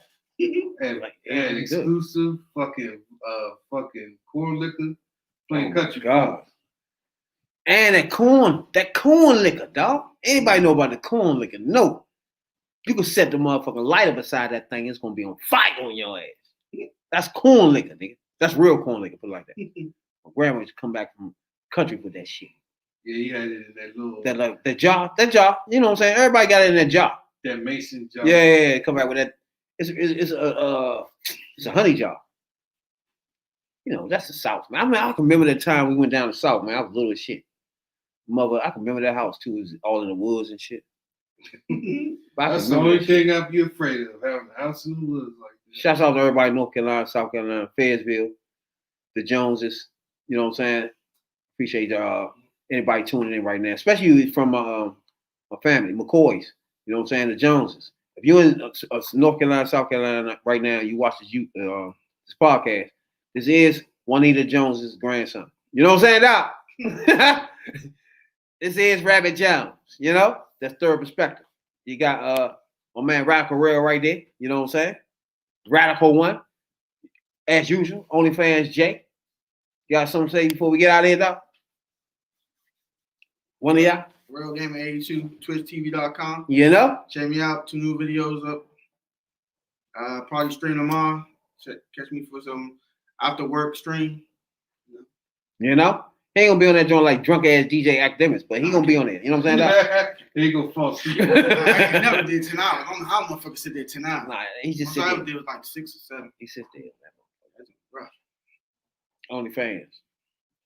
Yeah, check out Holland Crafts for your craft needs and everything. They do everything for you. You know? Matter of fact, this T-shirt has been done by Holland Craft. You see it? Holland Yeah, trying to be like me. Crab. Holland Crafts right there. Yeah, I don't know about that Mike Tyson punch out. Got that Mike Tyson punch out right there. He played Mr. Dream punch out. He played Mike Tyson punch out. I don't know about that Mike Tyson, dog. At all. You know? You don't know the code, dog. Stop that shit. But that's My cousin know the code by heart after all these years. Still do. That's a long ass 16-digit code too. Hey, check us out next week in the pit. Is that Christmas next week? Yeah, Christmas next week. Christmas coming up, New Year's. Catch our New Year's show. We're gonna try to get as many people in here as possible that been on our show all year. Celebrate our year. It will actually be a year Hopefully I'm when off. Christmas get here. Christmas? Yeah, hopefully I'm off. I don't know. Christmas not Wednesday. No, it's Thursday, Friday. Yeah. Christmas Eve Thursday. Yeah. New Year's Eve Thursday. Yeah. The day is Fridays. So hopefully I'm off, but you never know. They don't consider them holidays. They just want you mush, boy, mush. You best believe that one. Work, That's the boy, show. work. What day is that? Slave. So regardless, We're gonna Christmas, be New Year's, for sure. Definitely Christmas, New Year's, especially New Year's. We're gonna have our party. We have everybody that been on the show all year. We're gonna try to get them on here. You know what I'm saying? Some new people and shit. We're gonna have a little New Year's party. You know what I'm saying, Doc? Drinks, all types of shit. You know, the music. You know what I'm saying? Well, it's a new year, dog. We started this thing with Rail came in what, March? Yeah. February. February, yeah, it was February. Jay came in what, June, May, April. About May and June. Exactly. So we've been going at it, grinding every day since then, man. You know what I'm saying? December, we're going into 2021. It's a new year, new ideas, new segments. We appreciate everybody though that been following us this long, man. We appreciate it. You know what I'm saying? Everybody that already subscribed, we appreciate you a whole lot, dog. We got a lot stored in the future. We got a lot of things we got in mind. We want to present to y'all. We want to make our podcast much better. You know what I'm saying? So I hope y'all keep on following us. You know what I'm saying? In 2021. You know what I'm saying, dog? But before then, catch us out on our New Year's party. You know what I'm saying? Christmas time. We be here every week, Monday, Wednesday, and Friday. This is what we do. You know what I'm saying, dog? The Radical One. So check us out Monday, Wednesday, Friday. Tonight, this podcast will be on Spotify, Google Podcasts, Apple Podcasts, wherever you get your podcasts at. You know what I'm saying, Doc? That's the Radical One, OnlyFans Jay. This is the Third Perspective podcast. Appreciate everybody download our podcast. Appreciate it a whole lot.